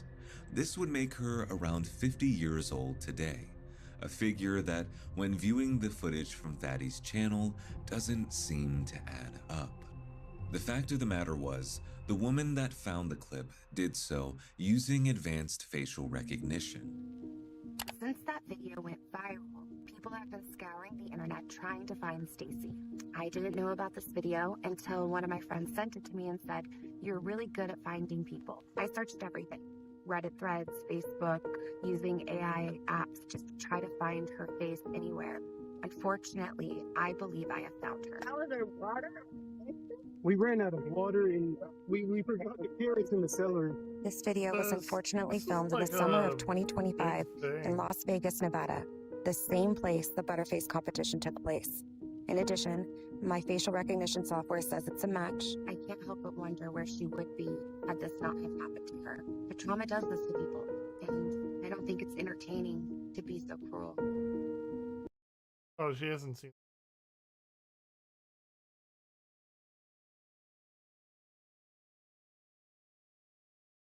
Given that the software only had footage from this television segment to go off of, I believe that the outcome made using the facial recognition software was incorrect. The footage that the software was using is of a woman from 20 years ago. To say that she would appear exactly the same in 2025 is a bit of a stretch. There's no denying that the homeless woman here shares a definite resemblance to that of Stacy. But it's a resemblance to Stacy 20 years ago. Without any more footage to go off of, it seemed like the search had come to a standstill.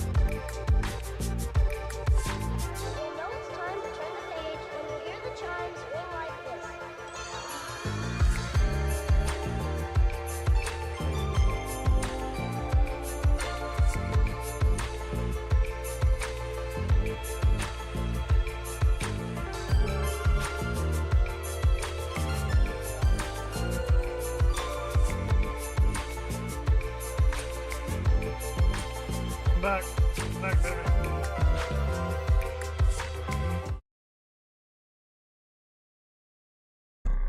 With the homeless theory debunked, It seemed more and more likely that Stacy might have actually died sometime after the recording of this episode. But then something changed. As it is with many models, users began to speculate that Stacy was simply a stage name, and that by searching under this fake name, the results would be limited to this viral television appearance. But with so little to go off of, how could anyone begin to guess the name of a woman that hardly anyone knew anything about? The answer, as I would later find out, was hidden away in the countless comments left on posts claiming that the aforementioned homeless woman was Stacy. Amidst all the rumors and speculation was one individual with some pretty undeniable evidence. No. This comment, left behind by a TikTok user named Chantel, shows a photograph that appears to be taken by none other than Stacy herself. She used a fake name for the show. This is her. She isn't the homeless person people are saying she is. Well, if she's like living it up, I want to know who the fucking homeless person. Commented on a post, upset that people thought she was a homeless person after a friend told her about being viral. The photos left behind by Chantel all appear to be legitimate. Not only does this woman in the photographs share an obvious resemblance to the Stacy we know, but the age also appears to add up as well. I would later find out from Chantel that Stacy's real name is Heather. Heather isn't very active on social media, but visiting the Instagram given by Chantel, it did in fact lead me to what appears to be a legitimate Instagram. For the sake of Heather's privacy, I am not going to showcase any other photographs or videos of her taken in recent years, but I was happy to find out that her life— Why? Online in public, and you're a public figure, then why would you blur them? Sorry, something sinister. I don't agree with you on life seems to be normal. The woman who had once hit rock bottom now had a family, well, now I want to know children, more about the girl. a fresh start. It would seem like all the rumors that her life had somehow fallen into shambles after this tragic television moment couldn't be further from the truth.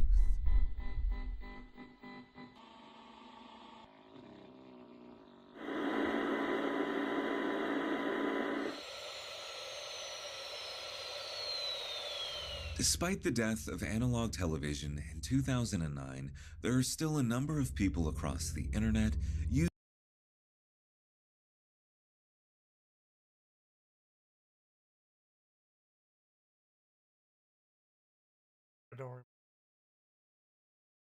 using the antennas on their analog devices, attempting to find something. Sometimes it's radio signals, other times it's strange noises, but more often than not, the results are nothing sensational. Just static screens and lots of buzzing noises. These static blips were a staple of analog TV. While with digital channels you'll be met with screens like this, analog was a lot less forgiving. I remember flipping through channels a number of times only to be jump scared by dead channels like this. Interestingly enough, in my time researching this video, I've stumbled across a small community of people who have dedicated their time to recreating their own analog television broadcasts directly from their home. Here's how I make a TV station in my house. I get the two TVs synced up using a contraption and RF modulator. Video from the VCR, that yellow cable, is going into the RF modulator, and the RF modulator is going out to this antenna. This TV has a hidden antenna down there, and this TV has an antenna on top of it. So the RF modulator is broadcasting on channel 4, and then you tune both of your TVs into channel 4, and you are literally watching over the air.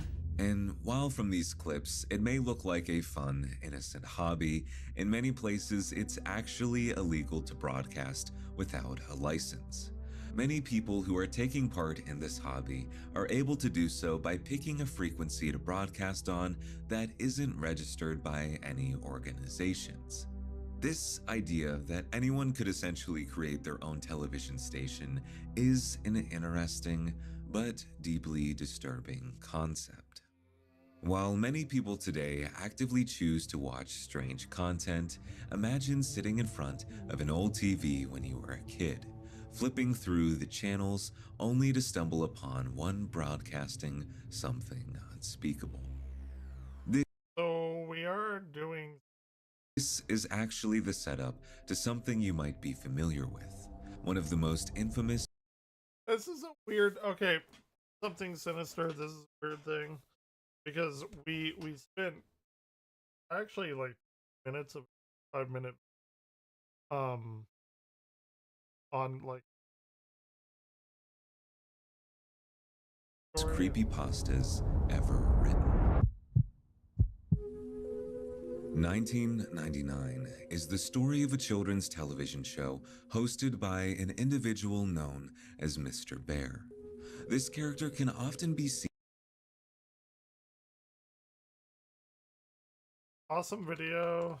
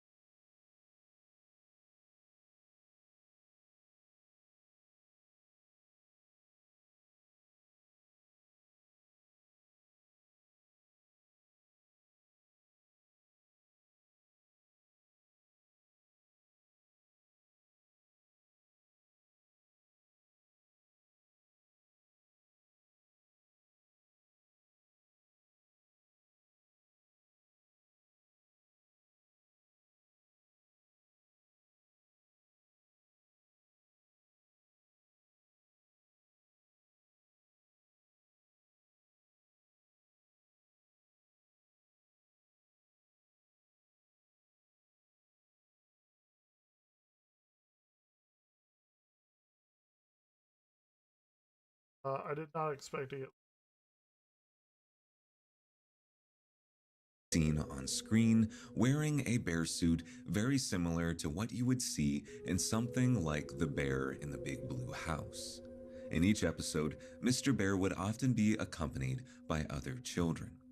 The narrator of the show is a boy who happens to stumble across the strange broadcast. In one episode in particular, Mr. Bear encourages the audience at home to write to him for a chance to be featured in an episode. And though the narrator does this, thankfully his father gets involved and notifies the police. Mr. Bear is subsequently arrested, and it is revealed that all of the kids featured on his show had all been kidnapped. The boy, had his father not stepped in, could have been Mr. Bear's next victim. Ultimately, the influence analog television has had on pop culture today is quite significant. So many contemporary television shows and movies are doing their best to recreate that strange feeling you get when staring into an old tube TV. It's hard to fathom a time before the internet, where audiences were confined to a certain number of channels. Perhaps that's something we've lost. The type of connection that comes with tuning into a television show all at the same time. With seemingly endless options nowadays, you're lucky to watch something that you can talk to with someone else. There are exceptions, of course. I love having all these options, but I also love connecting with someone over a movie or a TV show.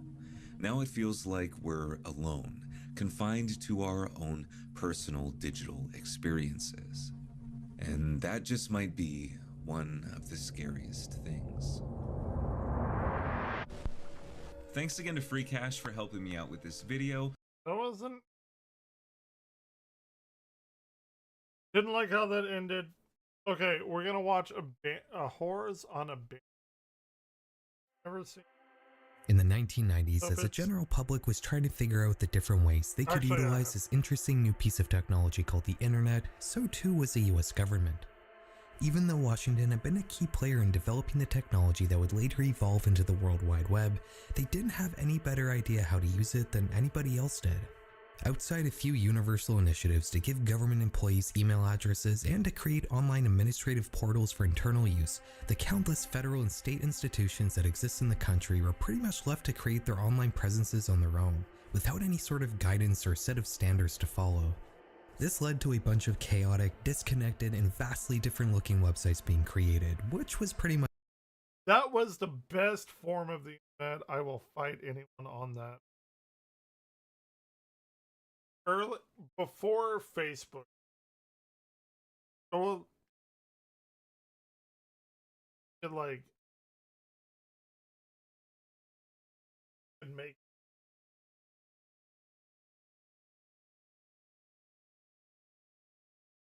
early internet the fucking.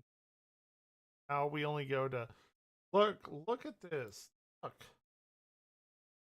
This is my other page. I have YouTube, Twitch, YouTube, X, Blue Sky, Facebook, Google. That's all anyone ever fucking gets. Remember going on like whatever and then only like a handful of websites. And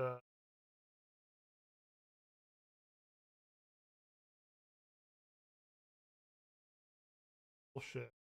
Back in the 90s, Wild West. I remember going online, would find amazing, crazy. But now it's just everyone.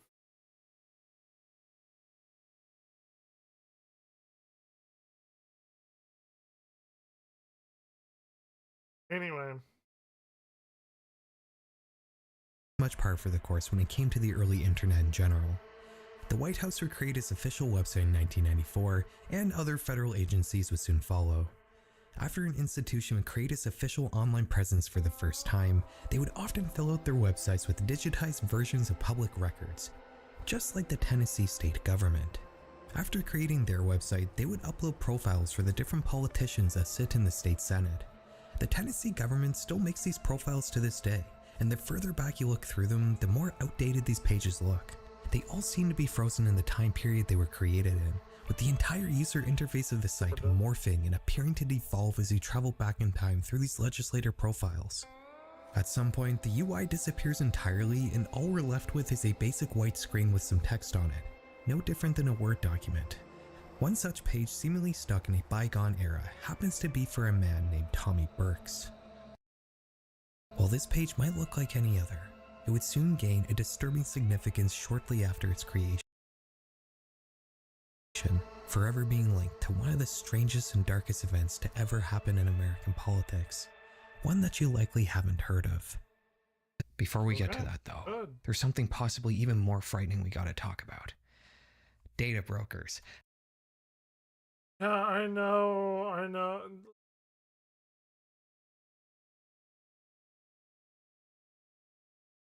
Have you ever stopped to think just how much personal information you're unknowingly giving out to third parties when you sign up for different apps and services on the internet? Every time you input a private piece of data on a forum somewhere, you can't be totally sure where it's going to end up. Unless you read the entire terms and conditions, and come on, we both know you didn't do that.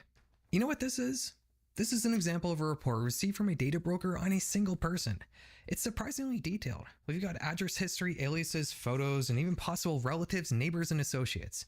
You'd be surprised just how easy it is to get a report like this nowadays on just about anybody. These data broker companies are making insane money selling this info to whoever wants it, whether that's a scammer, a spammer, or even a stalker. It's all a little nerve-wracking, but you know what? I'm not concerned, because I use Aura, the sponsor of today's video. Aura protects your privacy by identifying data brokers selling your info. They take care of the hard part, automatically removing your info from these sites and making sure it never resurfaces. Aura isn't the only service of its kind, but nobody offers quite as much for the price as Aura. You'll get alerts if your personal info is found on the dark web. I've been online for 2 hours. I've gotten one chat from one person that immediately know why I go online is connect with people, chat with people. That does not happen today. Kind of shitty because today is the first day of my vacation. I'd party it up with you. Kind of fucking blows. Don't know what to tell you. But kind of disappointed so far. And it is 9:01. Going to bed and he stop in and hi or fuck you. Go kill yourself. Any sort of like communication. Good. The lack of communication off myself. So I'm gonna go to a streamer. Say at least hi to them. Hey, I'm gonna put you on in the background.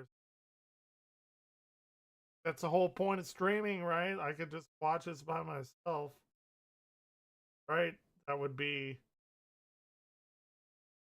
people stream to put their shit out there into the world. Nobody says anything. It's super detrimental on the psyche of the streamer.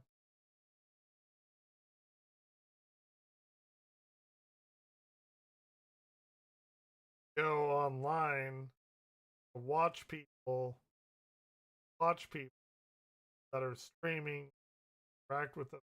Otherwise, they wouldn't stream.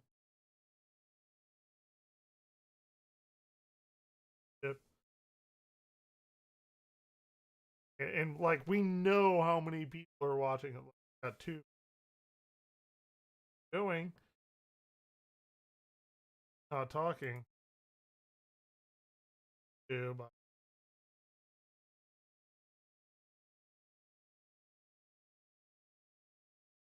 calling you out a little bit, calling you out.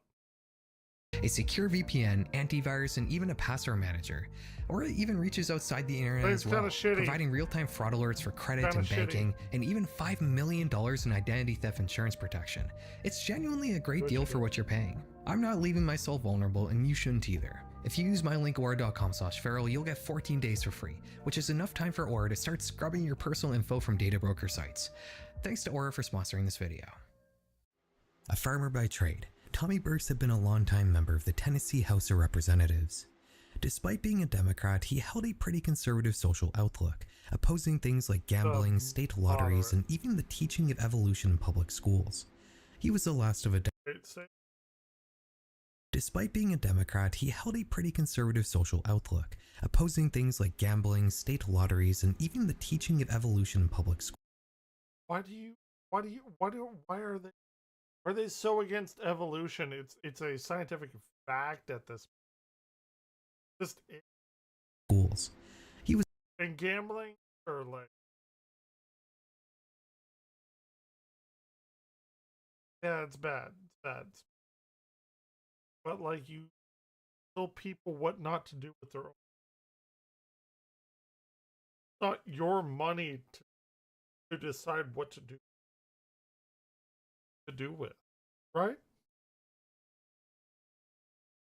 If I wanted to flush my money down a toilet and watch it go around, that is my decision. As it would be with gambling. I think limiting gambling, at least to like a drink. Every state should do that. I think it's incredibly stupid.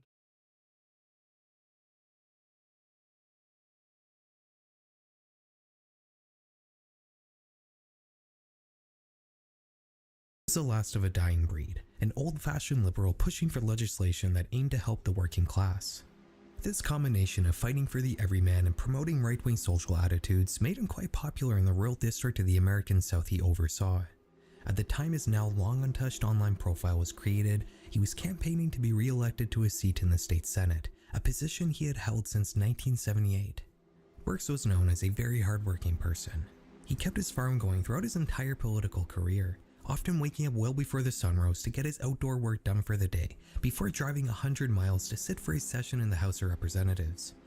Despite the long distance,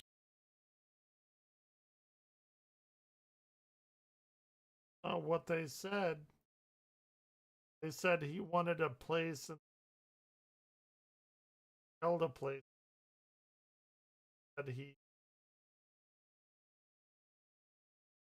went trade. Getting the picture. Burks was known as a very hard-working person. He kept his farm going throughout his entire political career, often waking up well before the sun rose to get his outdoor work done for the day, before driving 100 miles to sit for a session in the House of Representatives, working with the American South he oversaw.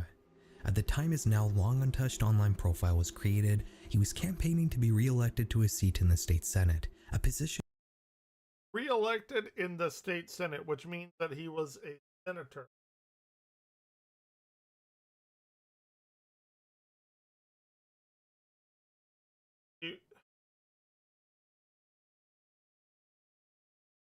Do they call people in the House of Representatives? I've never actually thought about that. Maybe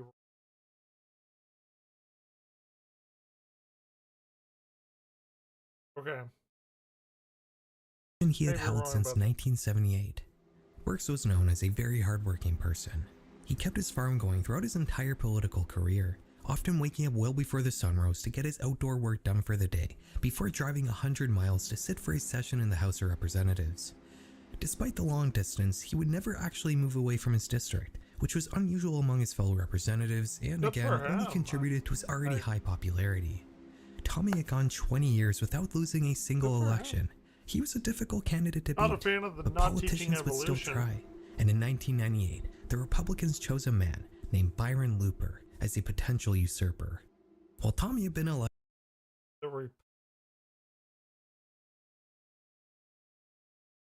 that was like a Democrat. Very thin.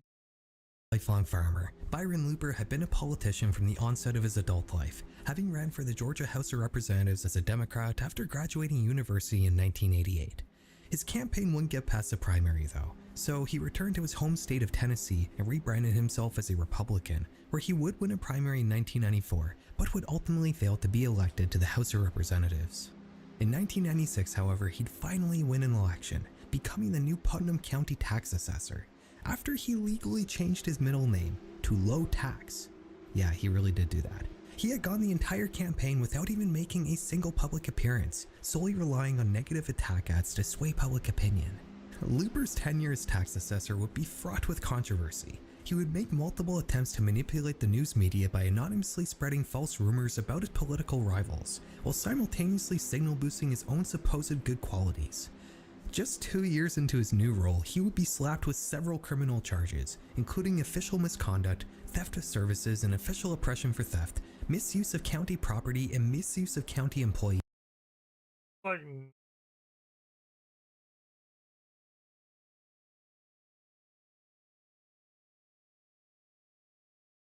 Trump does this. Byron would claim that the charges were nothing more than political theater, alleging that the mostly Democrat Tennessee General Assembly were trying to bury him with a phony criminal investigation. Not one to be deterred by It's the left versus gotta pick a side. Dude, legal troubles that could potentially land him in prison for a long time. Looper would launch his campaign to become Tennessee's next senator. The position wasn't his first choice. His true ambition had been to run for Congress, but he didn't win the nomination for that, so he took what he could get, which was to run against Tommy Burks. With Burks being such a popular, long-serving incumbent, the Tennessee Republican Party didn't see much of a chance of beating him, and as such, the Republican nomination had mostly been a token one, nothing more than a warm body propped up purely to maintain appearances, one that would almost certainly lose. Byron won the Republican nomination by default, as no one else had any desire to run in an unwinnable election. He would soon begin campaigning much in the same manner he had in previous elections, abstaining from all public appearances while relying on attack ads to do all his PR work for him. The voters of Tennessee's 15th Senate District didn't take the campaign seriously. They already knew and liked Tommy Burks. Why would they vote for some big city outsider who had a bunch of pending criminal charges? Tommy also wasn't concerned. For him, this was just another in a line of many elections he had been through in the past 20 years as senator. He hadn't lost before, and it certainly didn't seem like things were going to change this time. Love it. It's a brisk and foggy autumn morning on October 19th, 1998. On the Burks family farm in Monterey, Tennessee, Tommy briefly speaks to his farmhand before leaving to go pick up a class of kids from a nearby school, who he's planning to take to the pumpkin patch on his farm as a fun field trip. As he nears the road after rolling down his long gravel driveway, a car pulls up beside him. This was unusual. Burks wasn't expecting company.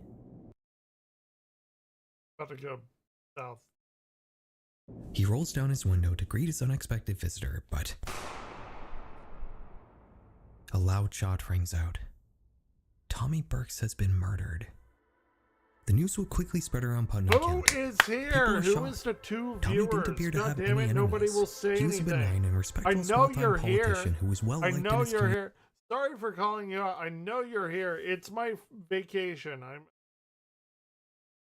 I figured I'd have fun tonight. Nobody's talking to me. I've been streaming for nearly 2.5 hours. I've had one thing. Just any kind of sign of life. Like, again, I swear to God. I'm watching. I can do this shit on my own. It's fine. I'm streaming. You know, people stream to like other people because the whole stuff and like watch you and like watching you saying anything, and that's fine. But like the people that want the people to watch, but then nobody says anything. Like talking void, incredibly. Wife left 7 years ago, and shit like that. So why am I doing this? Somebody will.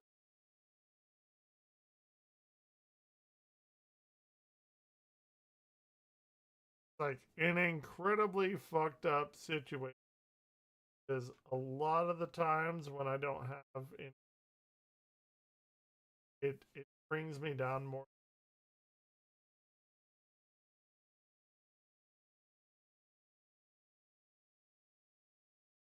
I don't know how to do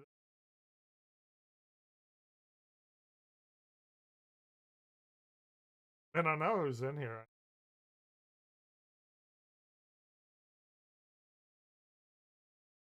Looking at, I want to call him out, but like a hi, like hi, I'm here kind of thing.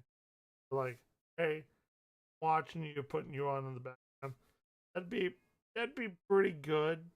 Just something like that. And I had fun.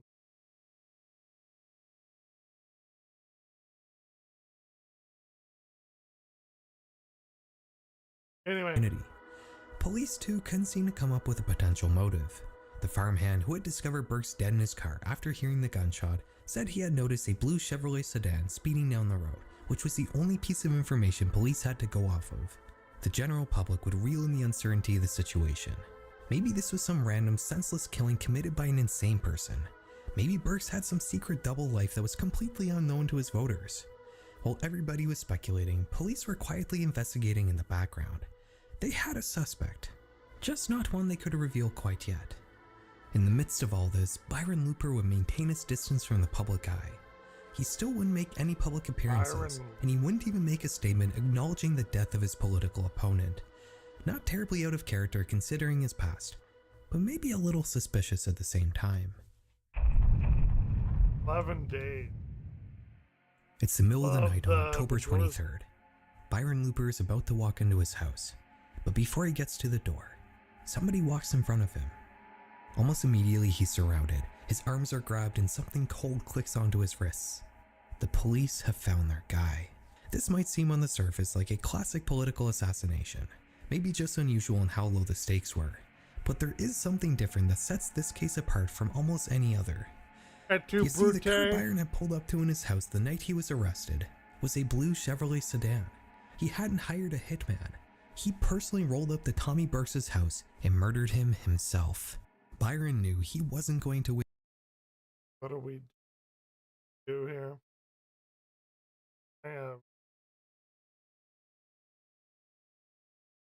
Just ignore them. Which one are we picking? Left? Red Pilled, Breath of the Wild, Ocarina of Time, Twilight Princess. Ocarina of Time is the prequel to Twilight Princess. Still will tell people Twilight Princess probably Breath of the Wild. Ocarina.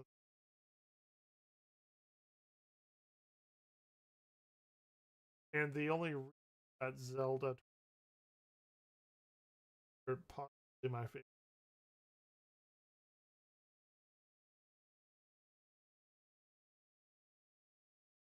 Red Pill is a very, very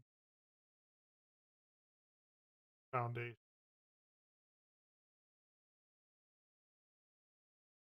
Tears of the Kingdom, which I'm actively playing.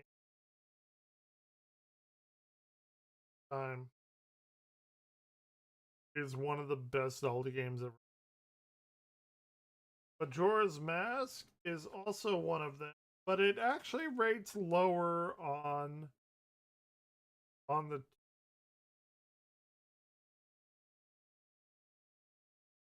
but it's a very good story. Skyward Sword. Actually love the remake.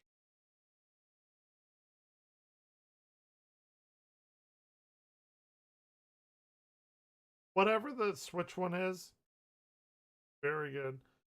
Love origin stories, but had I a gun to my head,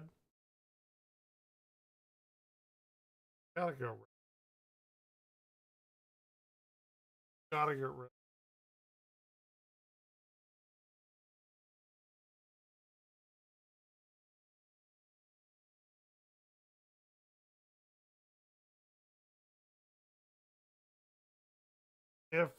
If this were a thing, as much as I fucking love, and I mean love Tears of the Kingdom, which I do. I think I would read, and I don't know why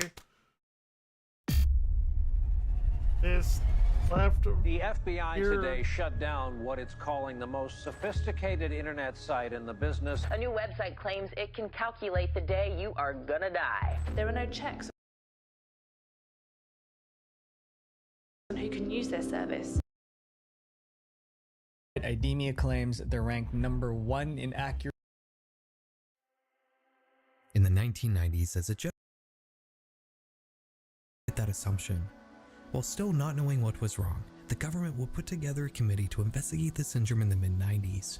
They would consider such causes as Middle Eastern pesticides and oil fires, but nothing was conclusive, and the Gulf War syndrome currently plaguing hundreds of thousands of veterans remained unexplained. Is it possible that this New World Order purported by George Bush went against some unspoken law of nature, and the USA was... Smokey's online. The final boss for editing the artificial intelligence. But after that, I have to go through and touch up the graphics, make sure nothing broke. Oh, that's the worst part. If you want someone that tests something out for funsies, like, you know, do a better run, whatever, I'll be happy to try something out. If it's convenient, it works. If it's a pain in the ass to compiling, don't worry about it. Evan Glare! Did you eat my... Oh, a little bit. Love it. Don't you eat this pie. Damn. Well, Evan Glare, just do something that you do anyway, regardless of whomever shows up, so you don't lose anything out of it. Hey, ass clown, Mario Championship Edition. Launch the game. Do Super Mario Bros. Get all the way to Legendary. And start busting some heads. Seriously, I want to like race you in that more or less. You bought it, so there you go. Now you got something to do. I am garbage. If it's not too inconvenient for you to play the game you bought, sorry. But I'm Glare. How you doing, man? Konnichiwa? Shit, I've been offline a bit, holiday and shit going on. I say, cause getting him. The biggest thing I noticed with the Twitch is it can be fickle. Some days, no matter what you do, streams turn out. Nothing change up. Yeah. You'll be less garbage trash the more you play it. Oh, I gotta turn down the chroma key. There you go. 12 pounds of 100 proof shots for tonight. Damn. First night of your vacation. How long you got for, man? Well, all right. Don't go too crazy now. Just think of your health. Yeah, my health. This is great, man. You know that Grinch thing when he has that awful idea and he makes that big grin? Back when I was thinking of what could we do, I was thinking, oh, what if we attach scripts? That's a perfect expression, that Grinch smiling. Ah, yes. It's working, yes. And they only appear when the creature spawns in the game. And that's already. Oh, yeah, I saw a Cliff Racer die in the distance. That's my Dead Cliff Racers mod. First time I actually saw it die in the distance. But they only appear when they spawn into the cell. So it's like it balances itself out. I don't have to do shit. Script takes care of it. Oh my, beautiful. This is what we should have been doing. This is it. And the thing is, by itself, it's not like the ideal survival, because you just ignore it. But that's okay, because we got the other thing, the crippling diseases inflicted upon you. So basically, you always have to have gold to heal those up. You gotta pay to heal. You gotta pay those medical bills, medical expenses. That's kind of what it is. But just get a job, deadbeat, you'll be fine.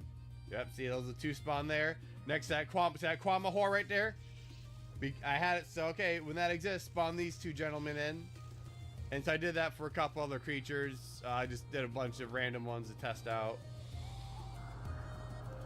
Oh man, we've got some goblins in there. Dude, we can start like in Dwemer Ruins. We can get like some of those fabricants from Tribunal. Have a couple fire dudes. Oh man, they're gonna have fun with this. Gotta be on me. Oh, this is so beautiful. Has no one done this yet? This is just, it's like a set it and forget it kind of thing. Just, you know, we'll scale it so after day so and so, okay, to have a chance to spawn these things. Easy, we already did it like a dozen times. These might be disease or blighted allets, so they're going fast now.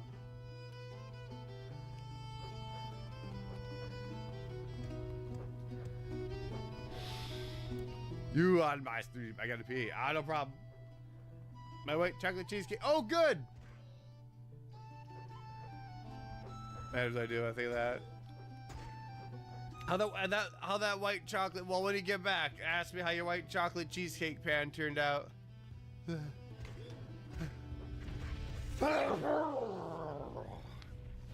Yeah.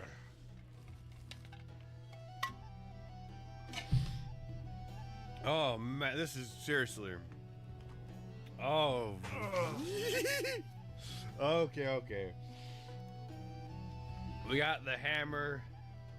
No one beats the hammer. Except this guy.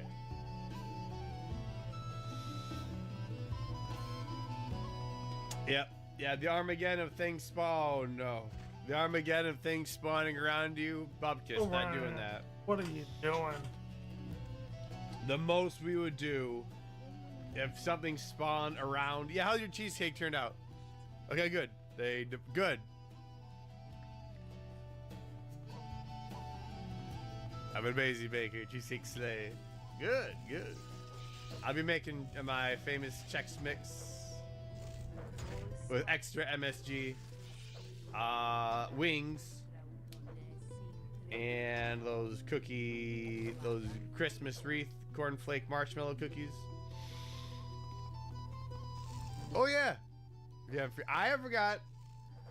Yes, yeah, you let me know, man. You let me know. Dude, this is the best part is, I know, okay.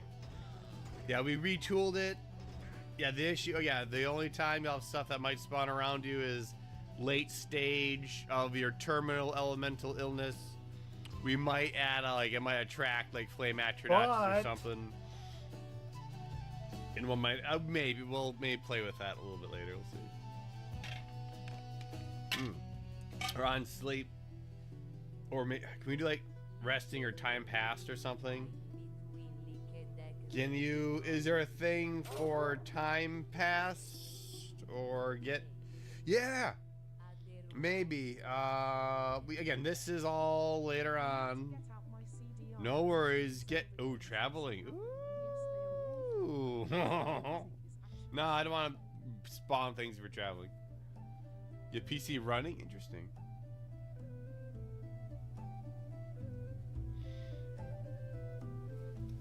Weird time between start. Oh shit! I won't be available then. All my I got my cousins coming. I'll be ice fishing. Fuck, you guys are gonna be ice fishing that weekend. It got cold. Fucking got cold this time this year. Jesus, it's rare that we go ice fishing in New Year's time. You usually have to wait till February. I usually get up my CDI. Oh dude, yes, they're awful. But yes, the music's like, dude, you should play that. Where have you been the past few days? So fucking ice fishing. Oh yeah. Ice fishing. Nah, holidays and stuff, busy. Could have streamed yesterday. I was tired. Hey,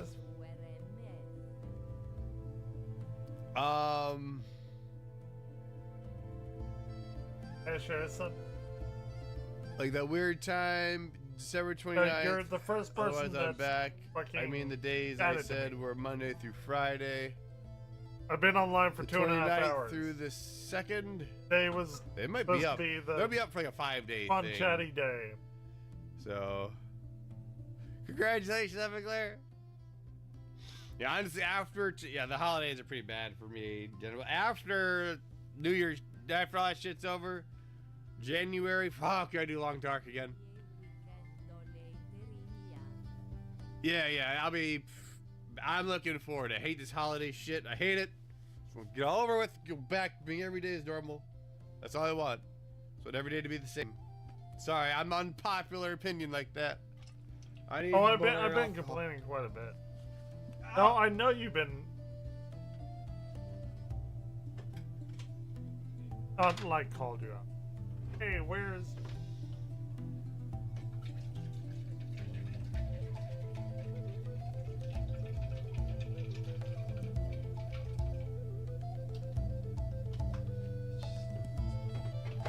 Sign up for.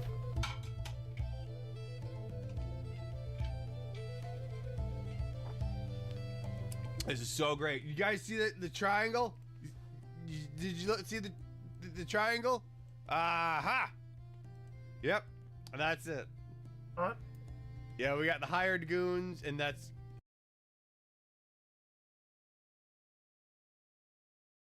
You should get real musicians. your lyrics.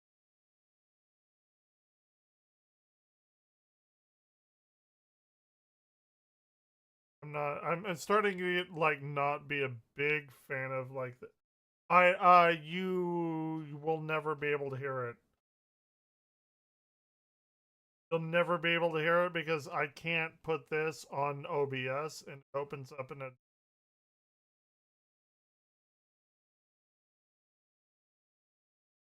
I don't know how.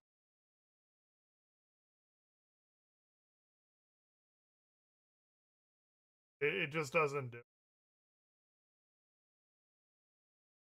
Unless it's on hold on. Unless it's on Spotify. If you've uploaded it to like Spotify or something or YouTube. Otherwise, Suno opens up this weird window. Like it's not even like in Chrome or anything.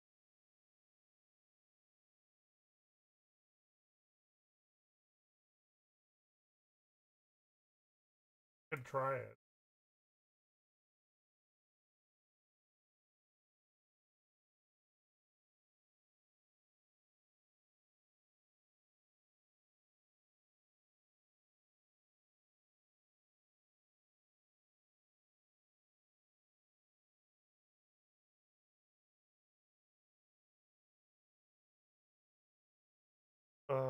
Lyrics, if you wrote them, are fine.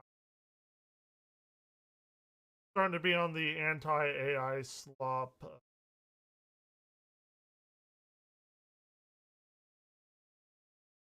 But it wouldn't. 5.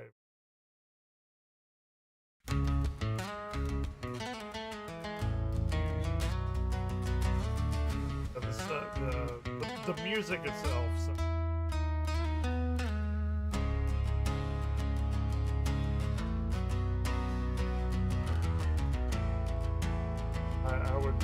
I would rather lost inside my head. I can't remember what side of the bed I woke up on or why I'm always mad. Must be because I swallow my anger until it is all gone. Suffering inside, so I drink all day because I'm trying to get my mind to mend. Yet still all day, every day I sit thinking about death and now my life will end. I mean, this could be. And the pain inside blinds me to it all, so I can't see. Terrified and frozen, ready to bite the next hand that feeds me. Too afraid to fail. It sounds like good. I mean, it's like 2004, like, but it's fine. And by the way, I can't write lyrics for anything.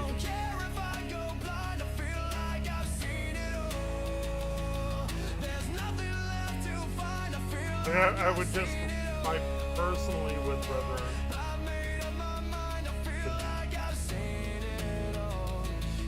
But I can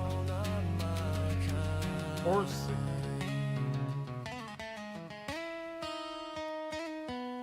Lost inside my that's awesome. Can't remember what side of the bed I woke up on or why I'm always mad. Must be because I swallow my anger until it is all gone. Suffering inside, so I drink all day because I'm trying to get my mind to mend. Still all day, every day I sit thinking about. My issue with, and he's been coming to my channel like last night. Okay, I'll tell you my issue is that I was playing Mario 3 and I might do it here. He came in here and he was like, Mario 3 sucks ass, and I was like, yeah, dude. Whatever. Like, Mario 3 is one of the most beloved. Like, I think I can say that it's pretty up in the air whether the best Super Mario Brothers game of all time is either Mario 3 or Mario. And that's a good debate. And it ultimately comes down to what you like most. Both are amazing. But to come in the first thing you say in my chat that Super Mario Brothers 3 sucks ass is like a really fucking negative thing to say.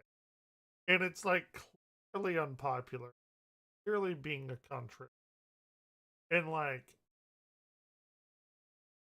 I don't want that. My chat. Like, I don't want to foster that kind of environment. Please do tell. Please do tell. Because like I feel like I foster that in my chat, like in that environment in my chat, and I don't want that.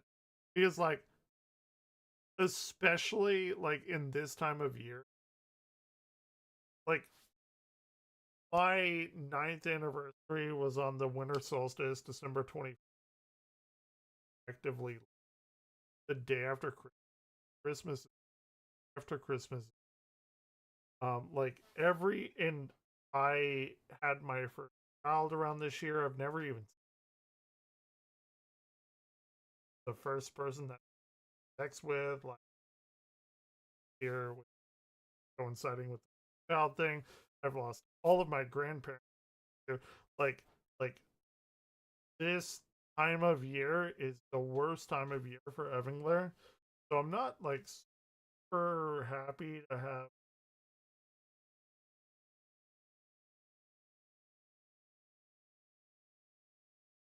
so it's like play and watch shit and stuff that a little bit positive or whatever. Super Mario Brothers 3 is like the worst fucking Mario game ever. And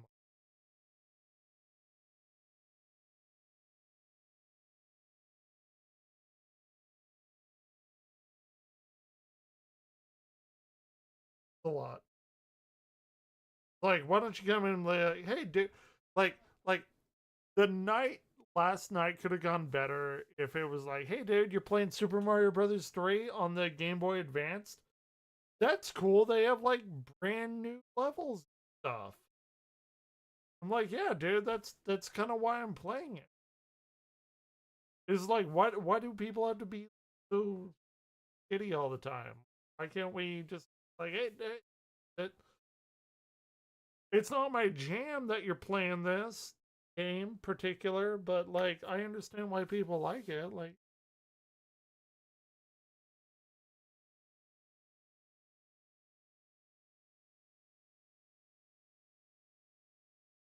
it's off on heat. Sure, like see. Okay, here's my take on it. My take. And it's a very binary, but like I have a lot of up issues. I generally get drunk. If you annoy me and but I generally don't like to. But I honestly there's two ways to Trump.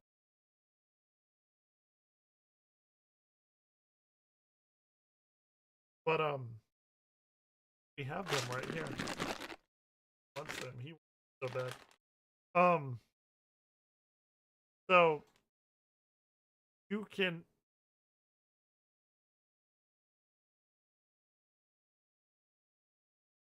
me like my 12 shots. But that's kind of in celebration. I'm actually one. I don't know if you heard this, but like oh he wants it. Here, I'll tell this story. Great. I won actually best Christmas tree at my planetarium stage. We tied. We tied first place.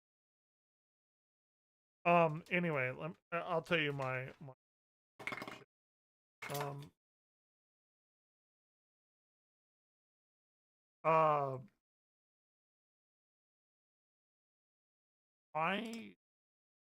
and I know this.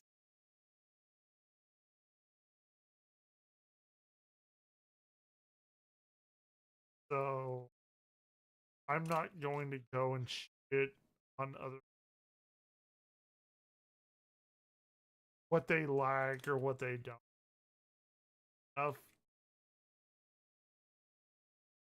If I ban you, it's probably because you don't need to be.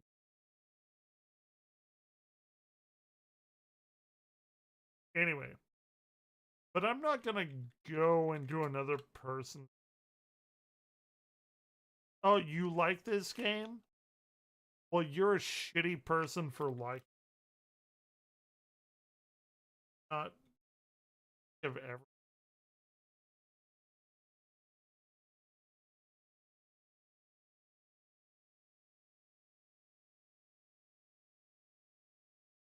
He got what he.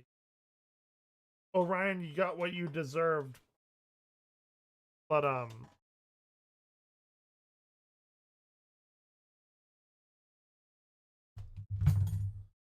finish it.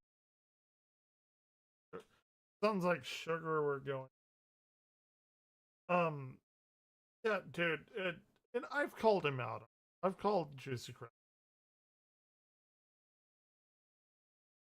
Because, like, literally, the first thing that he said yesterday was that Super Mario Brothers 3 sucks or shitty or something like that. Like, Mario Brothers 3 is one of the most beloved games of all time. Just contrarian. It's like, I get it. Like, I've dealt with people like, but like, you can't just say that, right? Like, can't. Anyway, let's continue. Death and how my life will end. Hurting again, the pain inside blinds me to it all, so I can't say. Terrified and frozen, like a little bit ready to bite the next 10 that fades me. Too afraid to fail, so I'd rather stay here surrounded by my misery. You can try your best to help, but I'm not gonna make it easy. I feel like I've seen it all. Don't care if I go blind, I feel like I've seen it all. There's nothing left to find, I feel like I've seen it all. I mean, this could.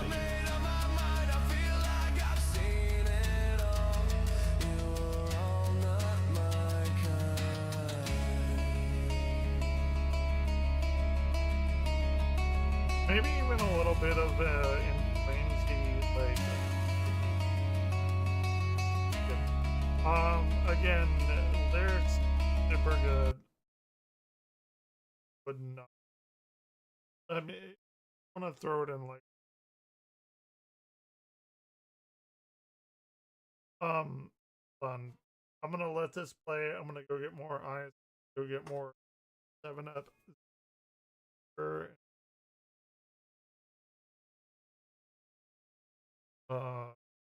Is currently experiencing a biblical plague doled out by some unknown cosmic entity that rules humanity in the universe? No, of course not. That would be crazy. It would take a very long time to identify, but by 2008, the American government would find the cause of Gulf War Syndrome. While bombarding the enemy forces, the coalition had attacked and destroyed several Iraqi chemical weapons facilities. This led to many plumes of toxic gases entering the atmosphere and unknowingly poisoning those who were in the vicinity of them, which included many Western soldiers. It was never PTSD or some theatrical plague, but rather the result of being exposed to low doses of poison gas for a prolonged period of time. Even if the explanation may have been simple, treatment certainly wasn't. It's 35 years later now, and the medical establishment is still trying to figure out the best way to help those suffering from Gulf War Syndrome. The common treatments seem to be things like cognitive behavioral therapy, aerobic exercises, mindfulness, and even yoga, which if you've ever suffered from a mysterious physical illness before, you'll know that those aren't exactly stellar options. Nowadays, Gulf War syndrome is more like long COVID than anything else, a multi-symptomatic chronic illness that's very hard to treat. But back in the year 2000, when the Special Oversight Board website was last edited, it was still an unexplained disease that some didn't even think actually existed. It's strange clicking through these old websites knowing that they'll never change, that they'll permanently be frozen in the era they were created in. Today, we only went over the more mysterious and dark examples, but it's just as interesting to look at the more mundane. I mean, he's not wrong. Not wrong. I genuinely want, so like I don't want, okay, so I don't know if I made this like, but like if you go down trauma and like you want to like, you're like me and probably try to off yourself a few times, never work. And I assume Juicy Crabs is probably sick. There are two ways to go. Either want to bring people down to your level, want to shit on them, but it's a lot of ways people get it. Want people to feel like you want, because you can't handle. I feel like I'm the opposite way. I don't know, but like I feel like I do. I'm like rock bottom kind of. And god damn, dude, do I not want people to fucking ever feel like this. I hope I'm like I try to be positive about everything. I legitimately do, and let me feel at it. But like I don't want to like get this. Some people want to grab people down and I get it, right? Like nobody wants to fucking feel like this, and you want to be like, hey, I'm here. I want you to fucking feel like what I'm feeling. Oh, Mario, God, Mario 3, fucking awful. It's a game. Hey, no, it's not.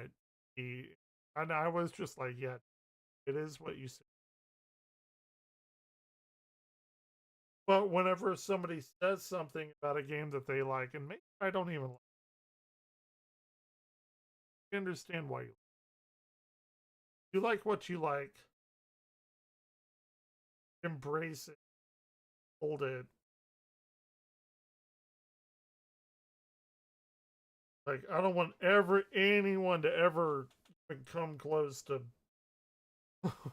whatever this nonsense. Controversy does get attention. What, like Fox News. It's stirring the pot, stirring the shit.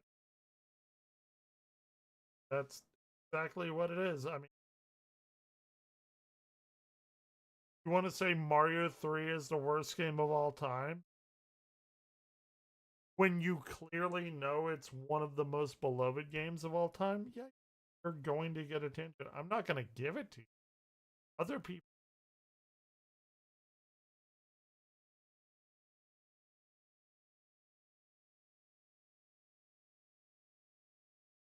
But yeah, let's finish this. Mundane stuff too. For example, you can still access the White House website just as it was on the last day of each presidential administration. Once again, you can see the user interface morph and devolve as the years roll back. It might not always be the most interesting content, but it's fascinating to see such well-preserved time capsules of internet history. That's it for today, guys. Before we go, I have a couple announcements. For one thing, by the time this video is live, I will officially be a full-time YouTuber. My last day of my job was in mid-December. Full-time YouTuber. I'm pretty excited about that. Having the extra time is going to make it easier for me to consistently bring you guys longer videos. And a Svedka 100. I know this one's a little shorter than usual, but honestly, I just kind of need a break. I've been going at it pretty strongly for the last few months, so I'm taking a couple weeks off, and I'll see you guys again in January. Secondly, I'm participating in a YouTuber Christmas album. That's right, it's called a Terminally Online Christmas. Where's I my came up with that title, YouTuber by the way. Christmas album? It features me along with some other creators you might know, like Jaden Salads, Mike Casey Valentine, and Raymundo2112. I covered Ave Maria for it, so if you want to hear me sing like Pavarotti, I'll throw a link in the description. Ave Maria? Really? Bro, that's some big ass shoes to fill. Okay, internet's darkest website you should not visit. If this is AI, I'm not. Oh, the. Oh, yeah. The FBI today shut down what it's calling the most sophisticated internet site in the business. A new website claims it can calculate the day you are gonna die. There are no checks on who can use their service, which allows users to stalk dozens of people each day. Scan your face, and it shows every single photo of you that is on the internet. This could be the most dangerous superpower in the world of science fiction. Today I have something special for you guys. This is the ultimate list of the most disturbing websites on the internet. We talk about a website that hacks into people's house cameras, a website that predicts your death, a website that claims to have government evidence of UFOs. I've done the death prediction website. The website. websites just get worse, so sit back, enjoy the deep dive into the internet's most disturbing websites. I'm Visual Venture, and you are amazing. Zombo.com. Zombo.com's webpage was strange. It had a green background with spinning circles, but the weirdest part was the audio that played in the background. You can do anything at Zombo.com. Anything at all. The only limit is yourself. It sounded inspiring, like something incredible was about to happen, but nothing ever did. The voice just repeated the same lines over and over. There were no links, no games, nothing to download. People thought the site was broken. One visitor said they waited for 5 minutes for something to happen, but the site never changed. Then someone noticed the newsletter sign-up link at the bottom of the page. Finally, something to interact with, but they were about to be disappointed. Clicking the link led to a new page with a single line of text. Sorry, this is not working right now.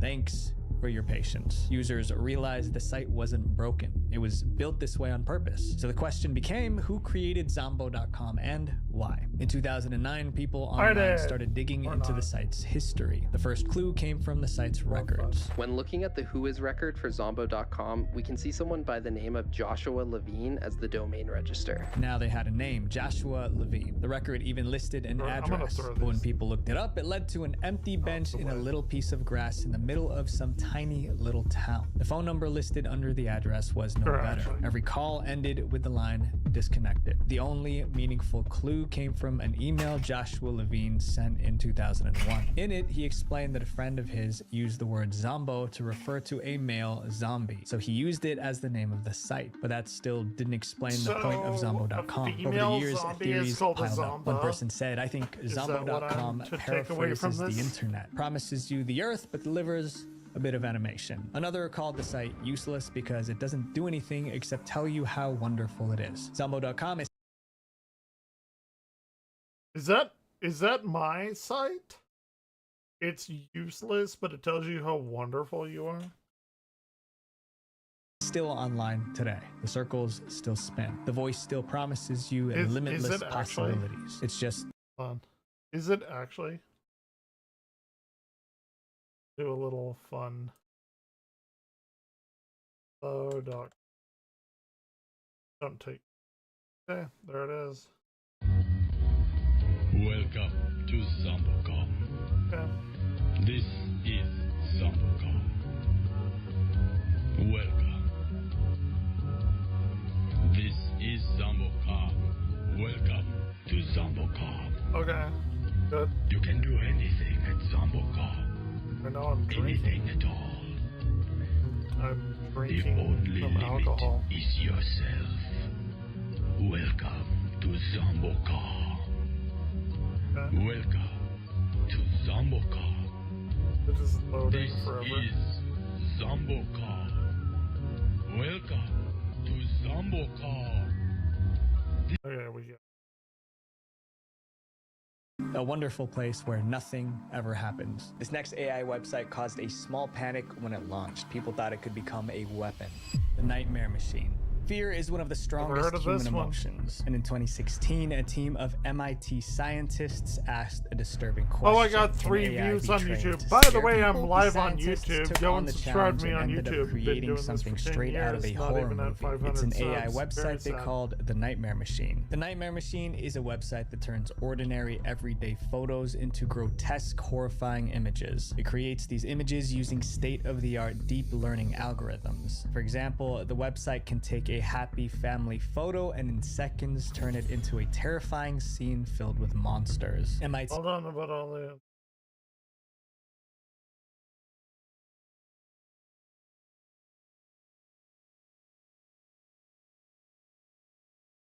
Ooh.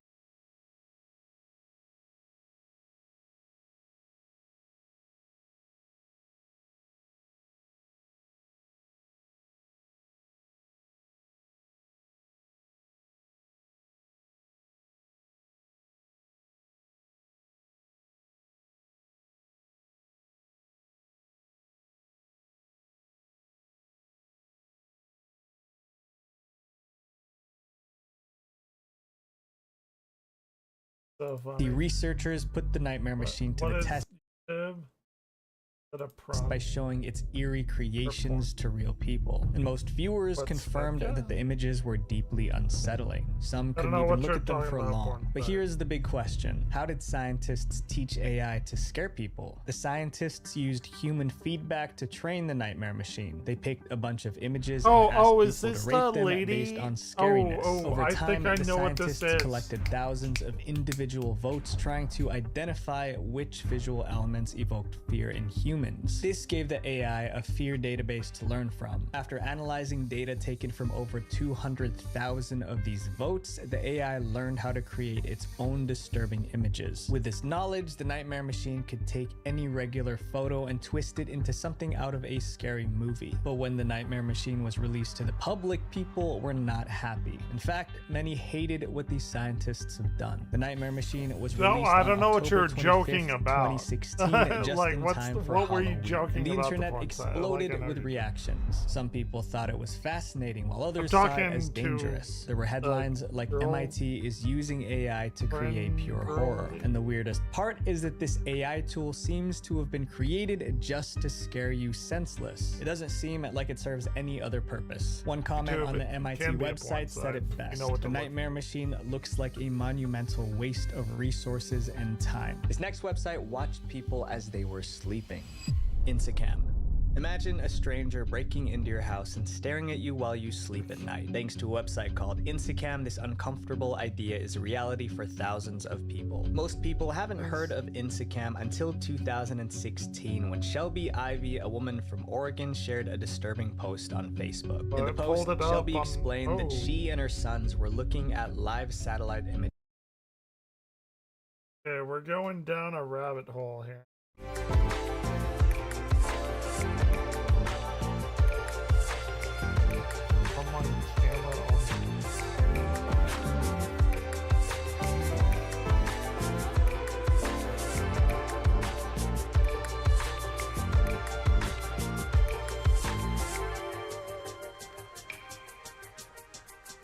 This is Insicam.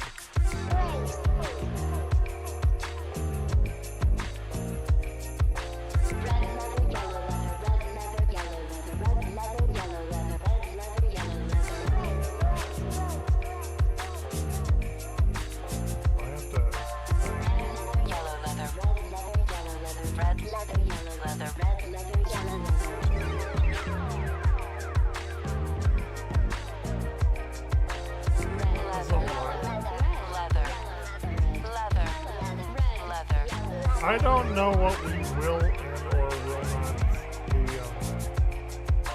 red leather, red leather, heather. So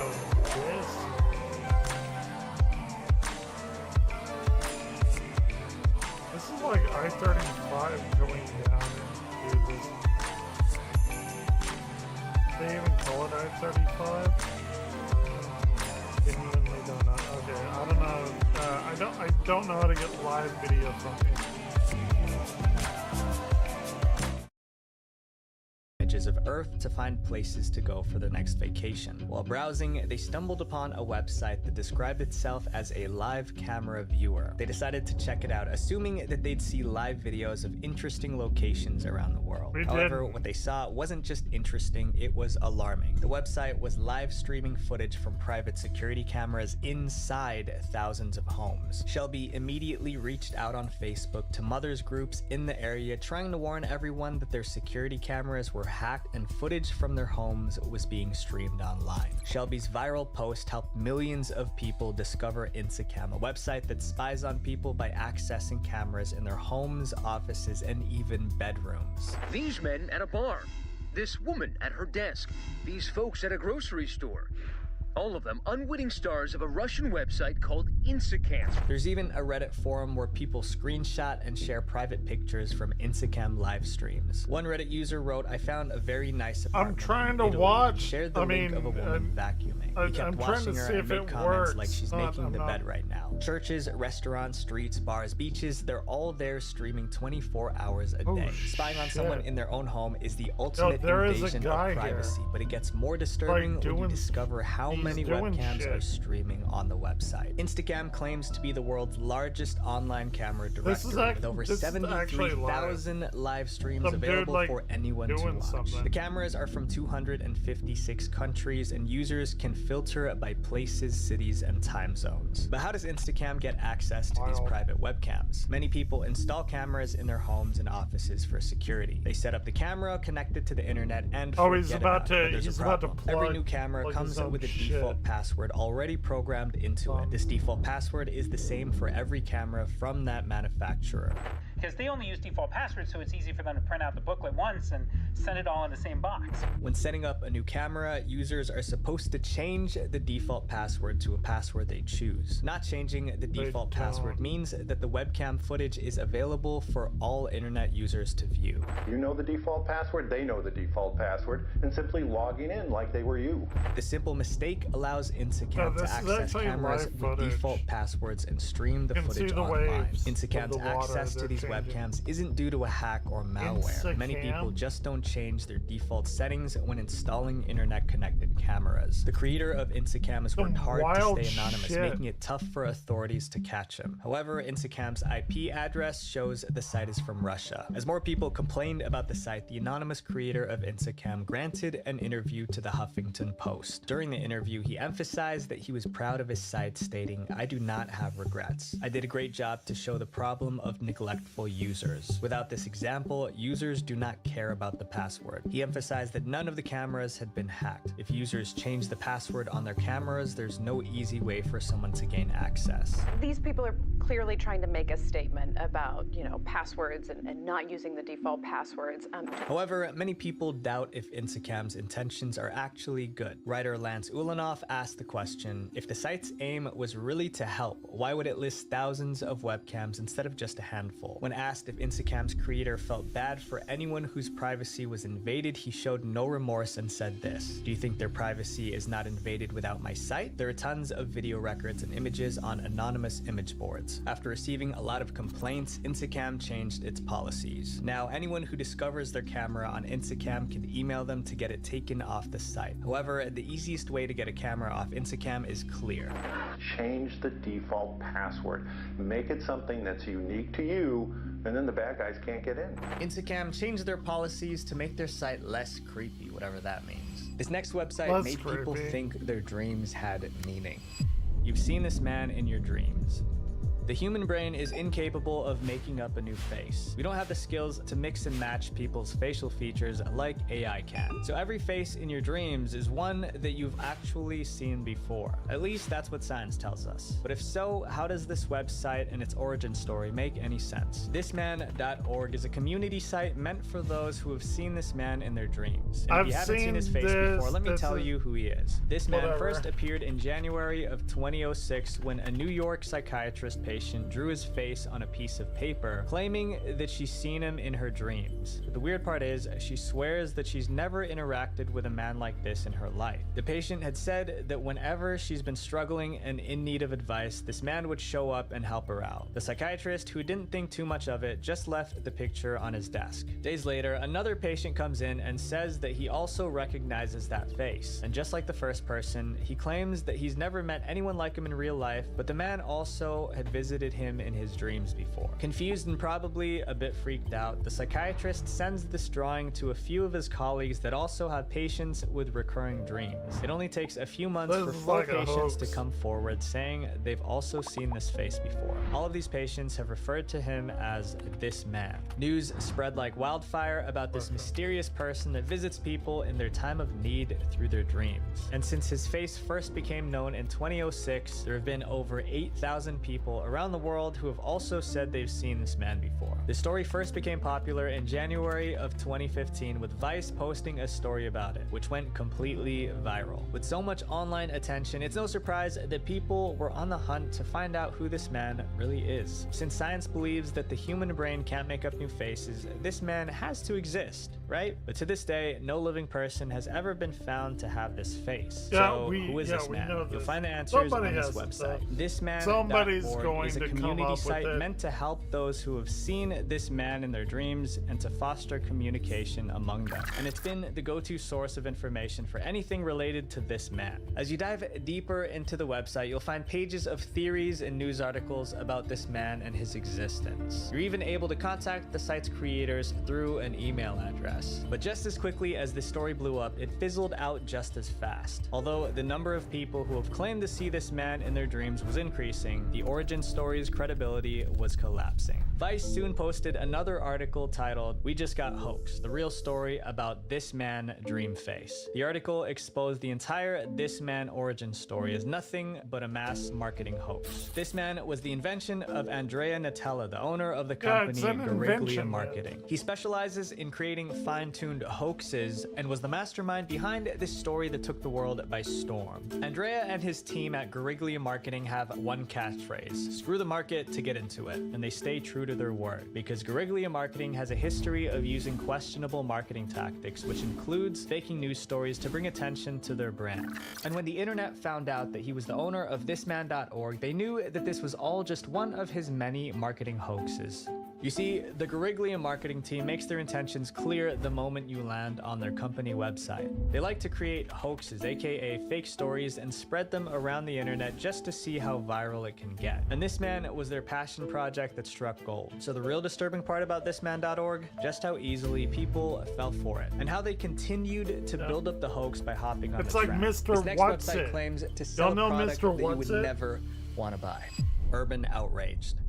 At first glance, Urban Outrage looks like an ordinary website that sells shoes, belts, and bags, but that couldn't be further from the truth. If you take a closer look, you'll notice a couple of strange things about the products on their homepage. For instance, the bags have weird red streaks that look like blood. The pants have thick stitches, and the shoes have a gooey red material. As you scroll down, you'll see weird slogans like "Humans make us who we are," and "The leather's on you, the shipping's on us." However, this disturbing website begins to make sense when you Google Urban Outrage. The top result reads, "Urban Outrage. Shop genuine leather goods for humans from humans." According to this description, Urban Outraged is a website that sells luxury products made from human skin. At least that's what they claim. Urban Outraged, that appears to feature clothes and apparel made from human skin.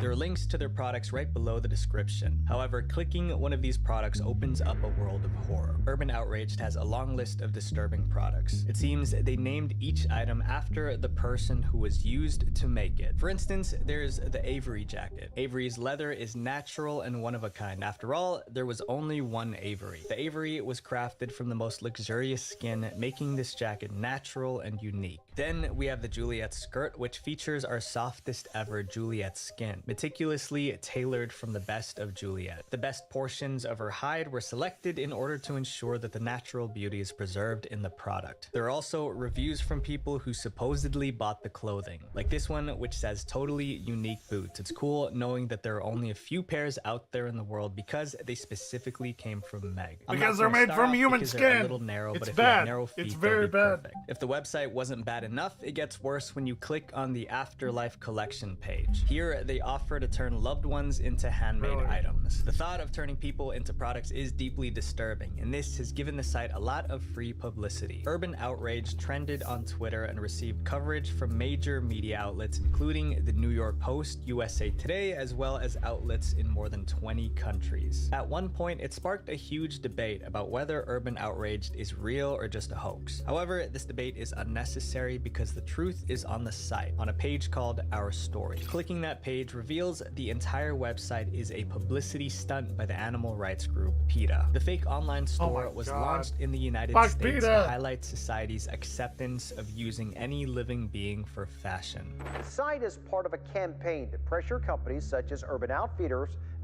that is, and its associated brands to stop selling items that use animal products, such as leather. The stunt was so effective that the site attracted over 1.2 million page views from over 100 countries. The animal rights group hopes the provocative website will draw attention to its cause. By the way, PETA can't legally use human skin to make products. Although it's a fake store, the realistic pictures and unsettling product descriptions make Urban Outraged a very creepy website, especially for people who didn't know it was fake. This next website was created by a crazy man who called himself the wisest person on earth. Timecube.com.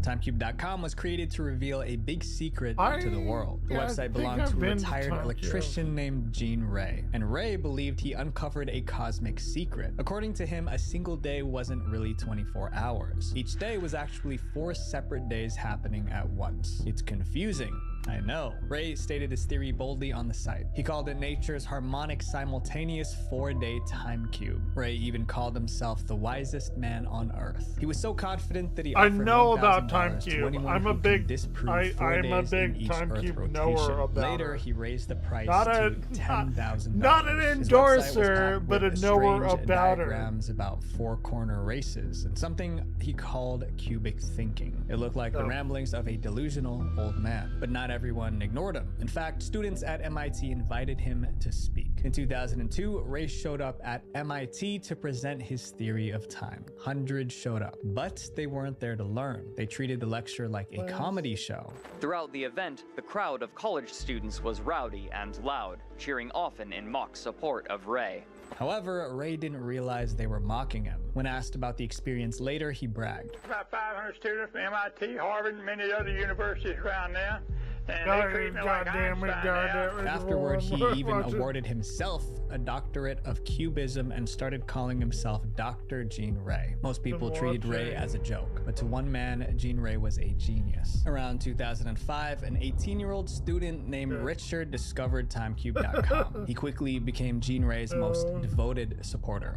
Hi, I'm Richard Yancharsky, second wisest human. However, it is Dr. Gene Ray, Cubic, who is the wisest human on Earth. For 2 years, Richard defended Ray's theory of time. In fact, he idolized Ray. Then in 2007, Richard bought a plane ticket to Florida to meet his hero. He planned to film a documentary about Ray and his ideas. At first, everything went well. The 2 days they spent together, they talked about Timecube.com. Then they had a misunderstanding. Ray got really mad at Richard. So mad that he publicly denounced him on Ray's website. For Richard, the rejection was devastating. After years of loyalty, his idol turned against him. Richard never really got over it. This next website contains secrets that the government doesn't want you to know.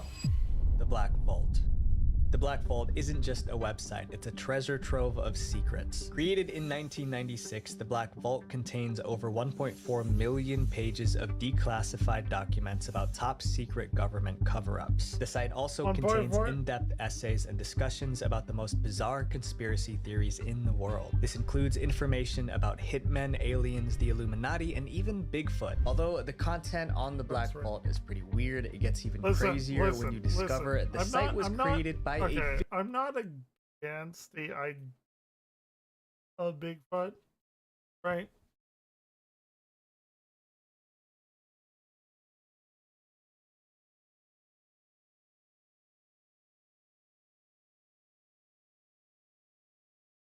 Oh, she attached an audio. Oh, I was a. God damn it. Oh.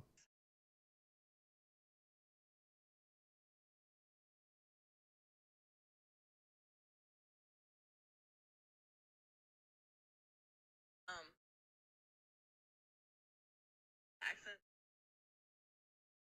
So. You're such a.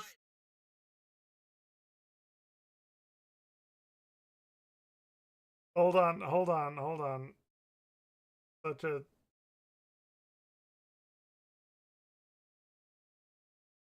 Right back.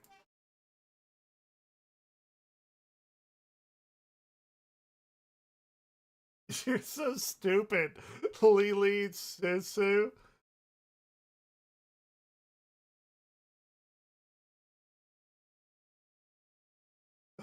No. No, you're so stupid because I was about to send you an audio file, but then you're like, oh, Sarah like sent me an audio file, and it's just like Lily Susu and then something, and I'm like, okay, well I can't like I clearly can't. Like what the fuck? Yes.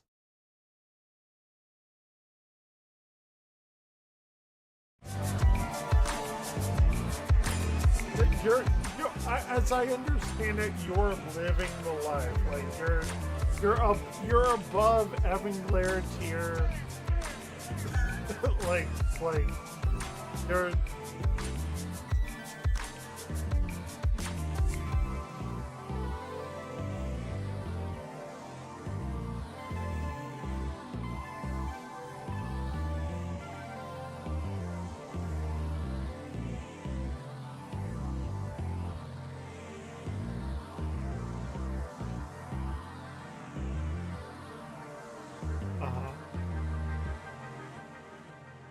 You're the best, but hold on. Hold on. So you're doing your thing, you're whatever, and her page comes in like my page comes in, but like she's like what, not necessarily qualified, like maybe nearly qualified. Sure.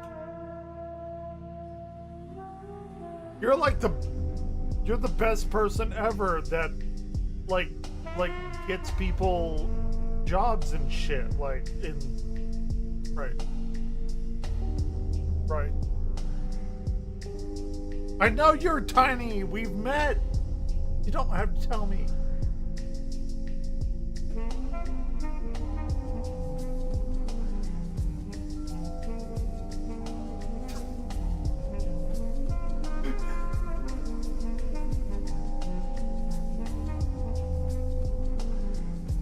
Dude, that's some fucked up shit. You're like starting small, and she knows like she's legitimately tiny, and you tell her she's starting small. That's some fucking like rape stuff. Some shit.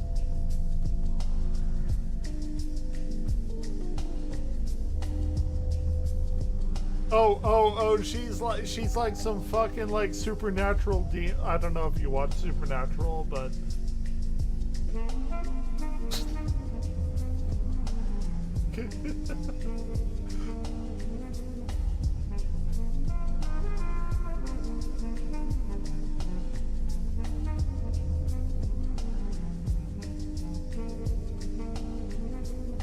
dude, fuck you.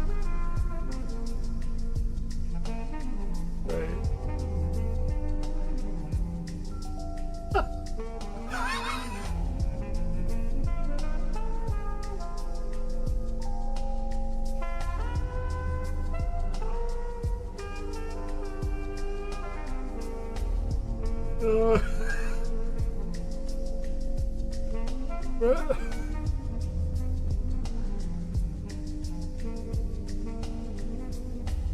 You are literally like the best like hirer like where what hold on what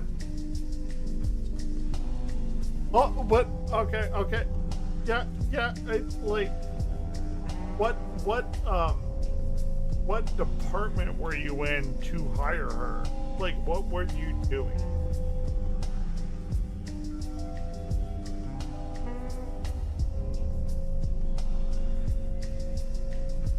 I'm glad. I am so glad you gave her a fucking chance. Like, you do not even understand. You.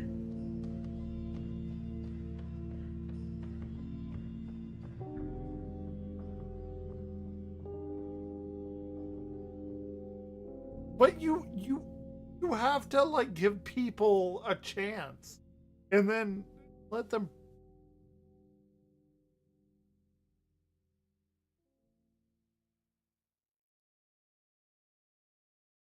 Yeah.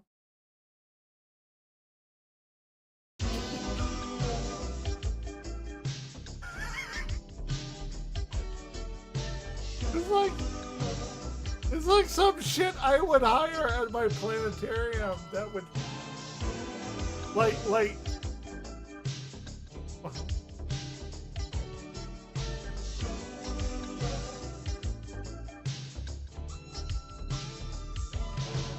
yeah. I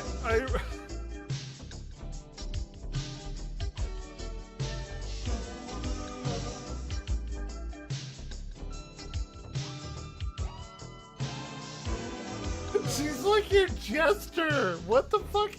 You hired a jester for yourself.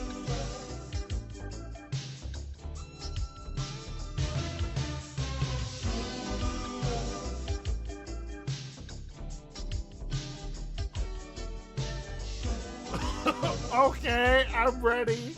I'm ready, babe. Yeah.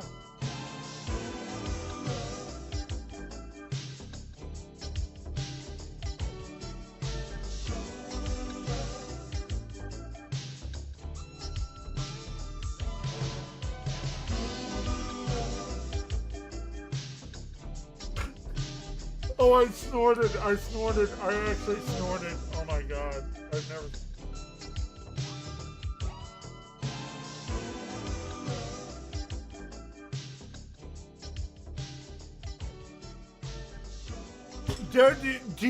Do you understand you're her?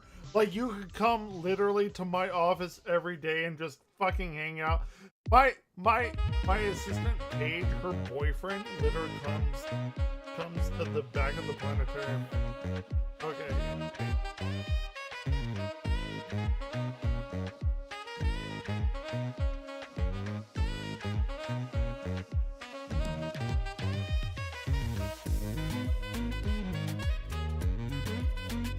Hold on. What's her number? Like, oh no, I'm just.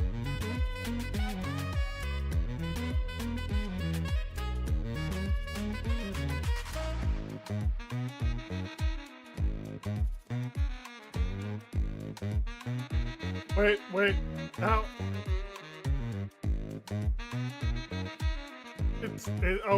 It's super gay. How old are you? You're like 30. Right. How old are you right now? Because you said that. Okay. Yeah.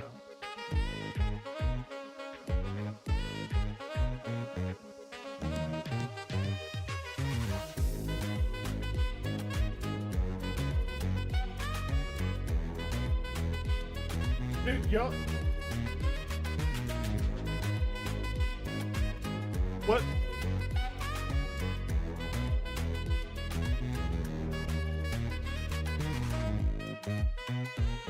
Damn, dude, don't even hit me. Anyway.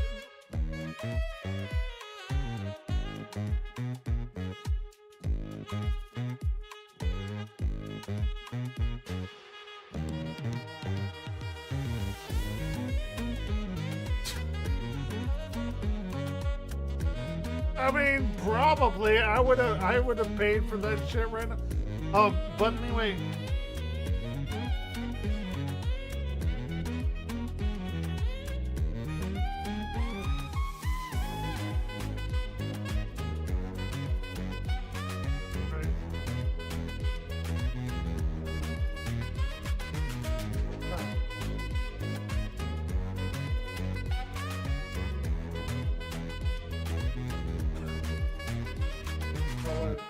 Ridiculous. You're ridiculous. Ridiculous. No, she would not. Hold on. I'm gonna check you on that. You would not say that by your own words. Would not call me Andrew. Professor, which is what you say. I want to know her. Why would I be in trouble? Oh my god, why?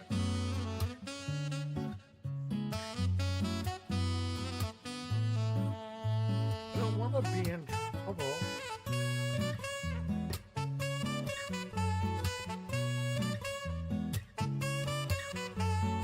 I don't want to be in trouble.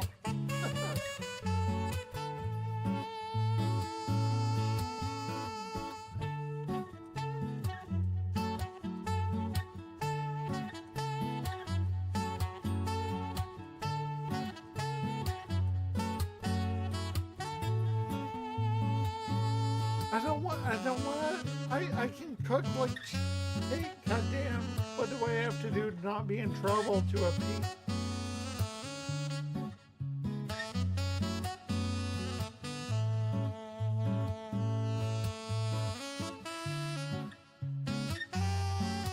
I'm just in trouble, in general. Oh my god, okay, well I'm gonna be in trouble. And I am, so we said, okay, so I legitimately have been thinking.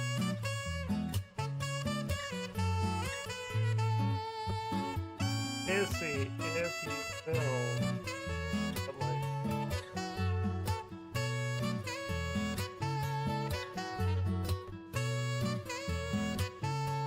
oh, you're kind of warming up to the name then.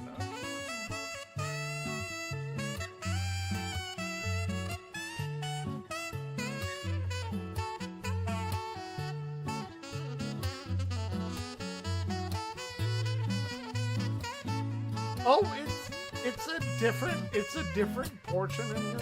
Oh, okay. I mean, yeah.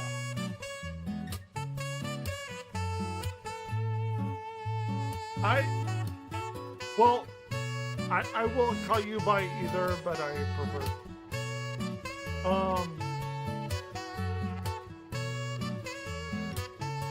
And that's manga that you.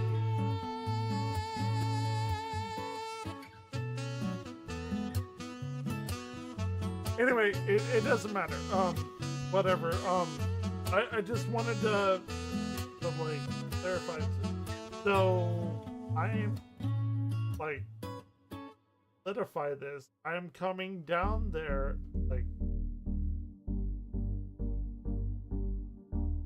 but I'm going down to your place.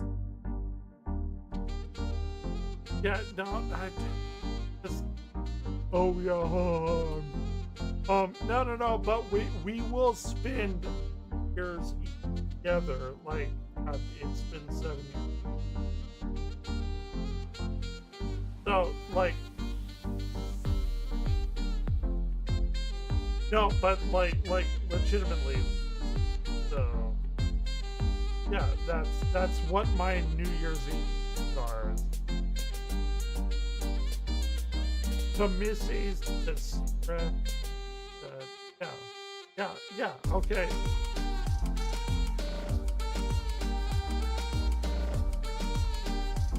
Where are they? Hold on, before Geraldton?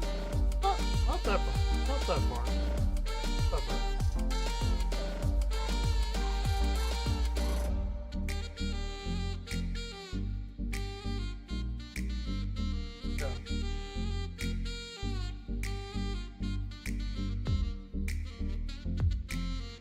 Yeah.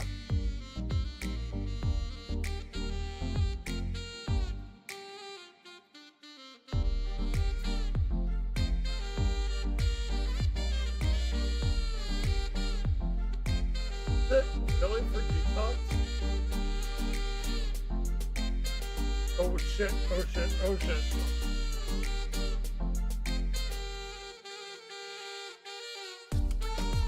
Oh, I did not do that.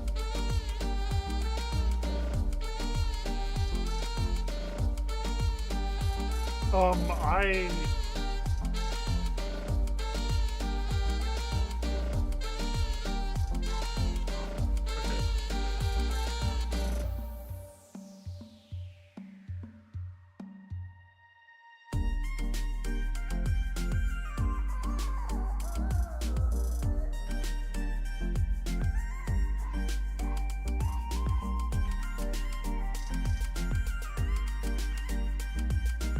No.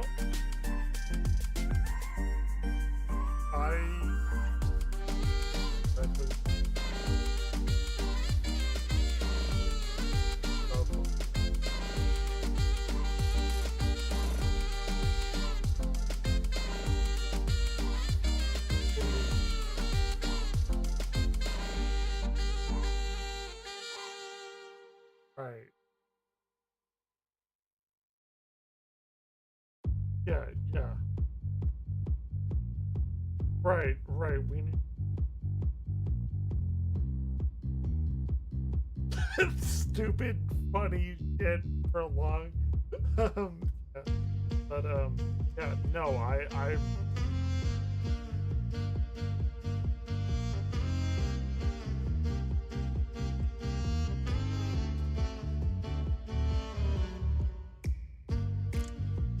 What do you need money?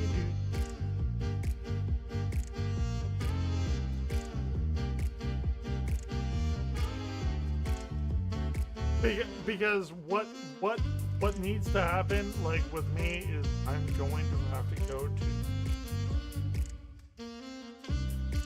tomorrow. Tonight is a little bit of a celebration. I got the #1 Christmas.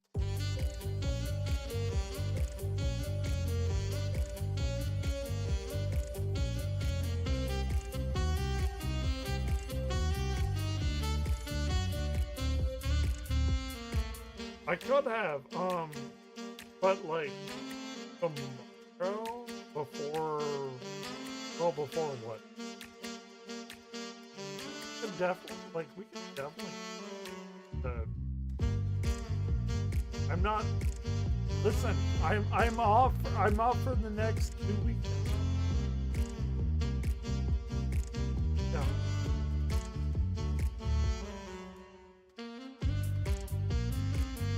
Yeah, but have you ever been to Specs and Innes? I kind of want to drive you up there and. I could take you back to your place, but I am on vacation for the next 2 weeks. Crazy. It's great. It's amazing.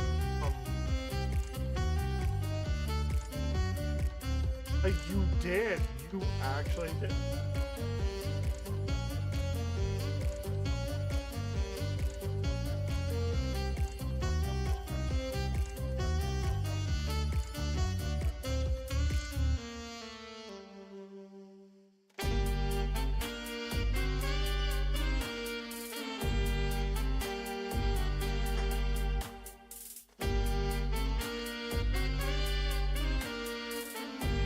Dude, that's so fucking dope.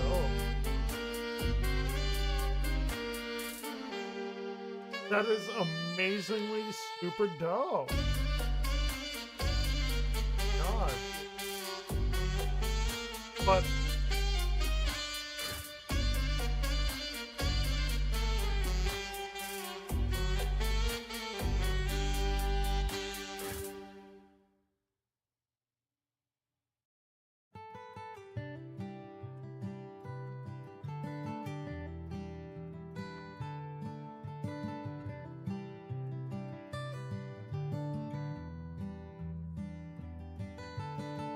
I have my own stuff.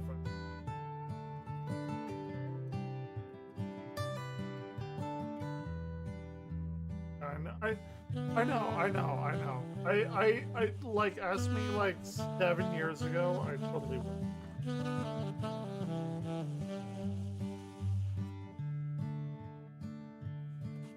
Oh, I do. I know that. I know that. Yeah. I know how to find studs and drill bits into that. Yeah. I'm a man.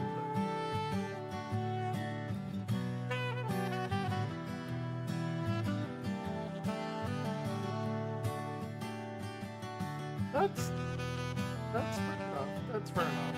Okay. You didn't overpay. You didn't like get a deal. You got the right deal. Okay. Fair.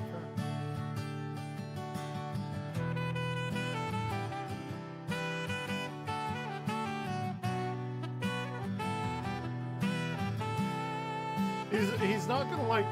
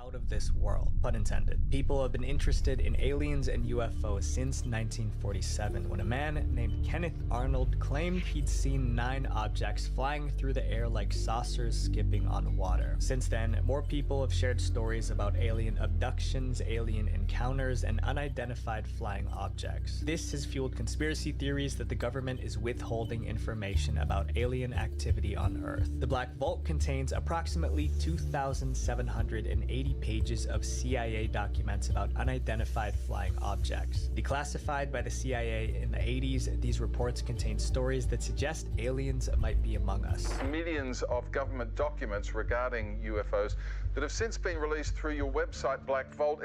Is there damning evidence amongst these files? I mean, what do we need to know? The documents cover UFO sightings from various regions, including Morocco, Iran, and Ukraine. There are accounts of strange late-night explosions in a tiny Russian town, a suspicious aircraft flying over a military base, and more unexplained events. But even after this passage of time, there's nothing to explain a UFO that was seen over Tehran. Multiple UFOs were seen coming out of it. The files also include confidential messages from CIA UFO experts discussing the possibility of aliens living on our planet. Greenwald has been called a folk hero to the UFO community because of the information on his website. This next website can identify you just by looking at your face. IDEMIA. AI is changing everything, including how police find suspects. A popular tool they use is a facial recognition platform called IDEMIA. On their website, IDEMIA claims they're ranked #1 in accuracy for facial recognition. But when you look closer, IDEMIA has a creepy side that most people don't expect. Just ask Niger Parks, who knows how bad it can get when this AI app goes crazy. In January 2019, Niger Parks found himself in big trouble. He was arrested for theft and assault on a police officer. The assault charge alone carried a sentence of up to 15 years in jail. Here's the problem. Niger was innocent. He wasn't even in the same city when the crime occurred. For 10 days, Niger sat in jail, insisting that he was innocent. He even had an alibi. He was at a bank making a money transfer at the time of the crime, but still no one believed him. Eventually, investigators checked his story, realizing that he was telling the truth, and let him out. But why were the police so sure he was guilty in the first place? Well, IDEMIA, the AI facial recognition software, told them that Niger was the culprit. It sounds crazy, but here's how it happened. When the police first started investigating the case, they found a driver's license at the crime scene, but the license turned out to be fake. The name on it wasn't real, but the photo matched the suspect. Since all they had was a face, the police decided to run the photo through the IDEMIA AI facial recognition system. The AI scanned the photo, measuring details like eye shape, lip curvature, and the distance between facial features, and it came up with a match. And using the photo on the ID, got a facial recognition match to Niger Parks. With seemingly no other evidence, a judge signed a warrant for Parks' arrest. But the AI facial recognition was wrong. Niger Parks was not the man in the photo. Luckily, Niger had a rock-solid alibi and did not go to jail. This next website recorded people's last moments. Plane crash info. Plane Crash Info is a website that collects real stories of plane crashes. The site has data about hundreds of crashes, including the date, location, what caused the crash, and if there were any survivors. However, there's one part of the site that's heartbreaking. Plane Crash Info has a section dedicated to cockpit voice recordings. These are the recordings of what the pilots and crew were saying while the plane was going down. It's like listening to someone and hearing the panic in their voice as they realize their life is coming to an end. In the nav bar of the website, there's a button labeled Last Words. Clicking on it takes you to a page with cockpit voice recordings, transcripts, and air traffic control tapes. There's a warning at the top of the page: caution may be disturbing to some individuals. Discretion is advised. Clicking on any of these links allows you to hear the voice recordings or read the transcripts. Terrain ahead. Pull up. Pull up. Pull up. Very rough target. As you scroll down the page, you'll also see the final words of each recording listed next to the flight name. They include statements like "Ma, I love you," "Good night, goodbye, we perish." Although this is uncomfortable to read, there's another page on the site that's just as upsetting. It's called Strange and Unusual Accidents. As the name suggests, this page lists all the planes that have crashed for bizarre reasons. The reports go as far back as 1933. There's a story of an aircraft that collided with a hot air balloon, a vulture that crashed through a pilot's window, and a passenger whose cigarette accidentally set a plane on fire. There are many other interesting pages on the website, including one that categorizes crashes by airline, another page talking about famous people in plane crashes, a page with pictures of plane wrecks, a page that uses Google Earth to show the exact spot where a plane went down, and last but not least, there's the 100 Worst page, which lists 100 of the worst crashes ever recorded. Although the site was created to educate people about aviation safety, the level of detail about the crashes and fatalities creates a deeply unsettling experience for visitors. People claim that this next website could be the most dangerous website on the internet. LakeCityQuietPills.com. LakeCityQuietPills.com sounds like a pharmacy website, but it wasn't selling medicine. In fact, people believe this website was a place where hitmen received instructions on who to target. The site belonged to a Reddit user known as Milo. Milo claimed he was a 79-year-old military vet. Most of his Reddit posts were about weapons, explosives, and combat. Then, in May 2009, he made a post promoting his new website, LakeCityQuietPills.com. He described it as an image hosting site. At first, no one cared, but years later, someone finally looked closer. A Redditor clicked the link and noticed something strange. He warned others. Remember that old guy's image host? Go to the root of the site and view source. People did exactly that. When they checked the site's code, they discovered cryptic messages hidden between the lines of code. They looked like job postings. One read, immediate need, 8 to 10 Chinese or Korean, fluent Korean dialect or accent, details after contract. Another said 4 Italian or Spanish speakers. No Euro W/W. Must be bondable. Reddit loves a mystery, so users started analyzing every line, trying to figure out what it meant. And the more they read, the darker it seemed. These didn't look like normal jobs. They looked like requests for assassins. It was a wild theory, but here's why people believed it. The site was called Lake City Quiet Pills. There's a real factory in Missouri called Lake City. It's an ammunition plant that manufactures bullets for the US military. Some people thought Quiet Pills was code for bullets, because a bullet is like a pill that makes someone quiet forever. They also interpreted the job listings. W/W in the messages likely meant wet work, and wet work could be slang for assassination. More people shared ideas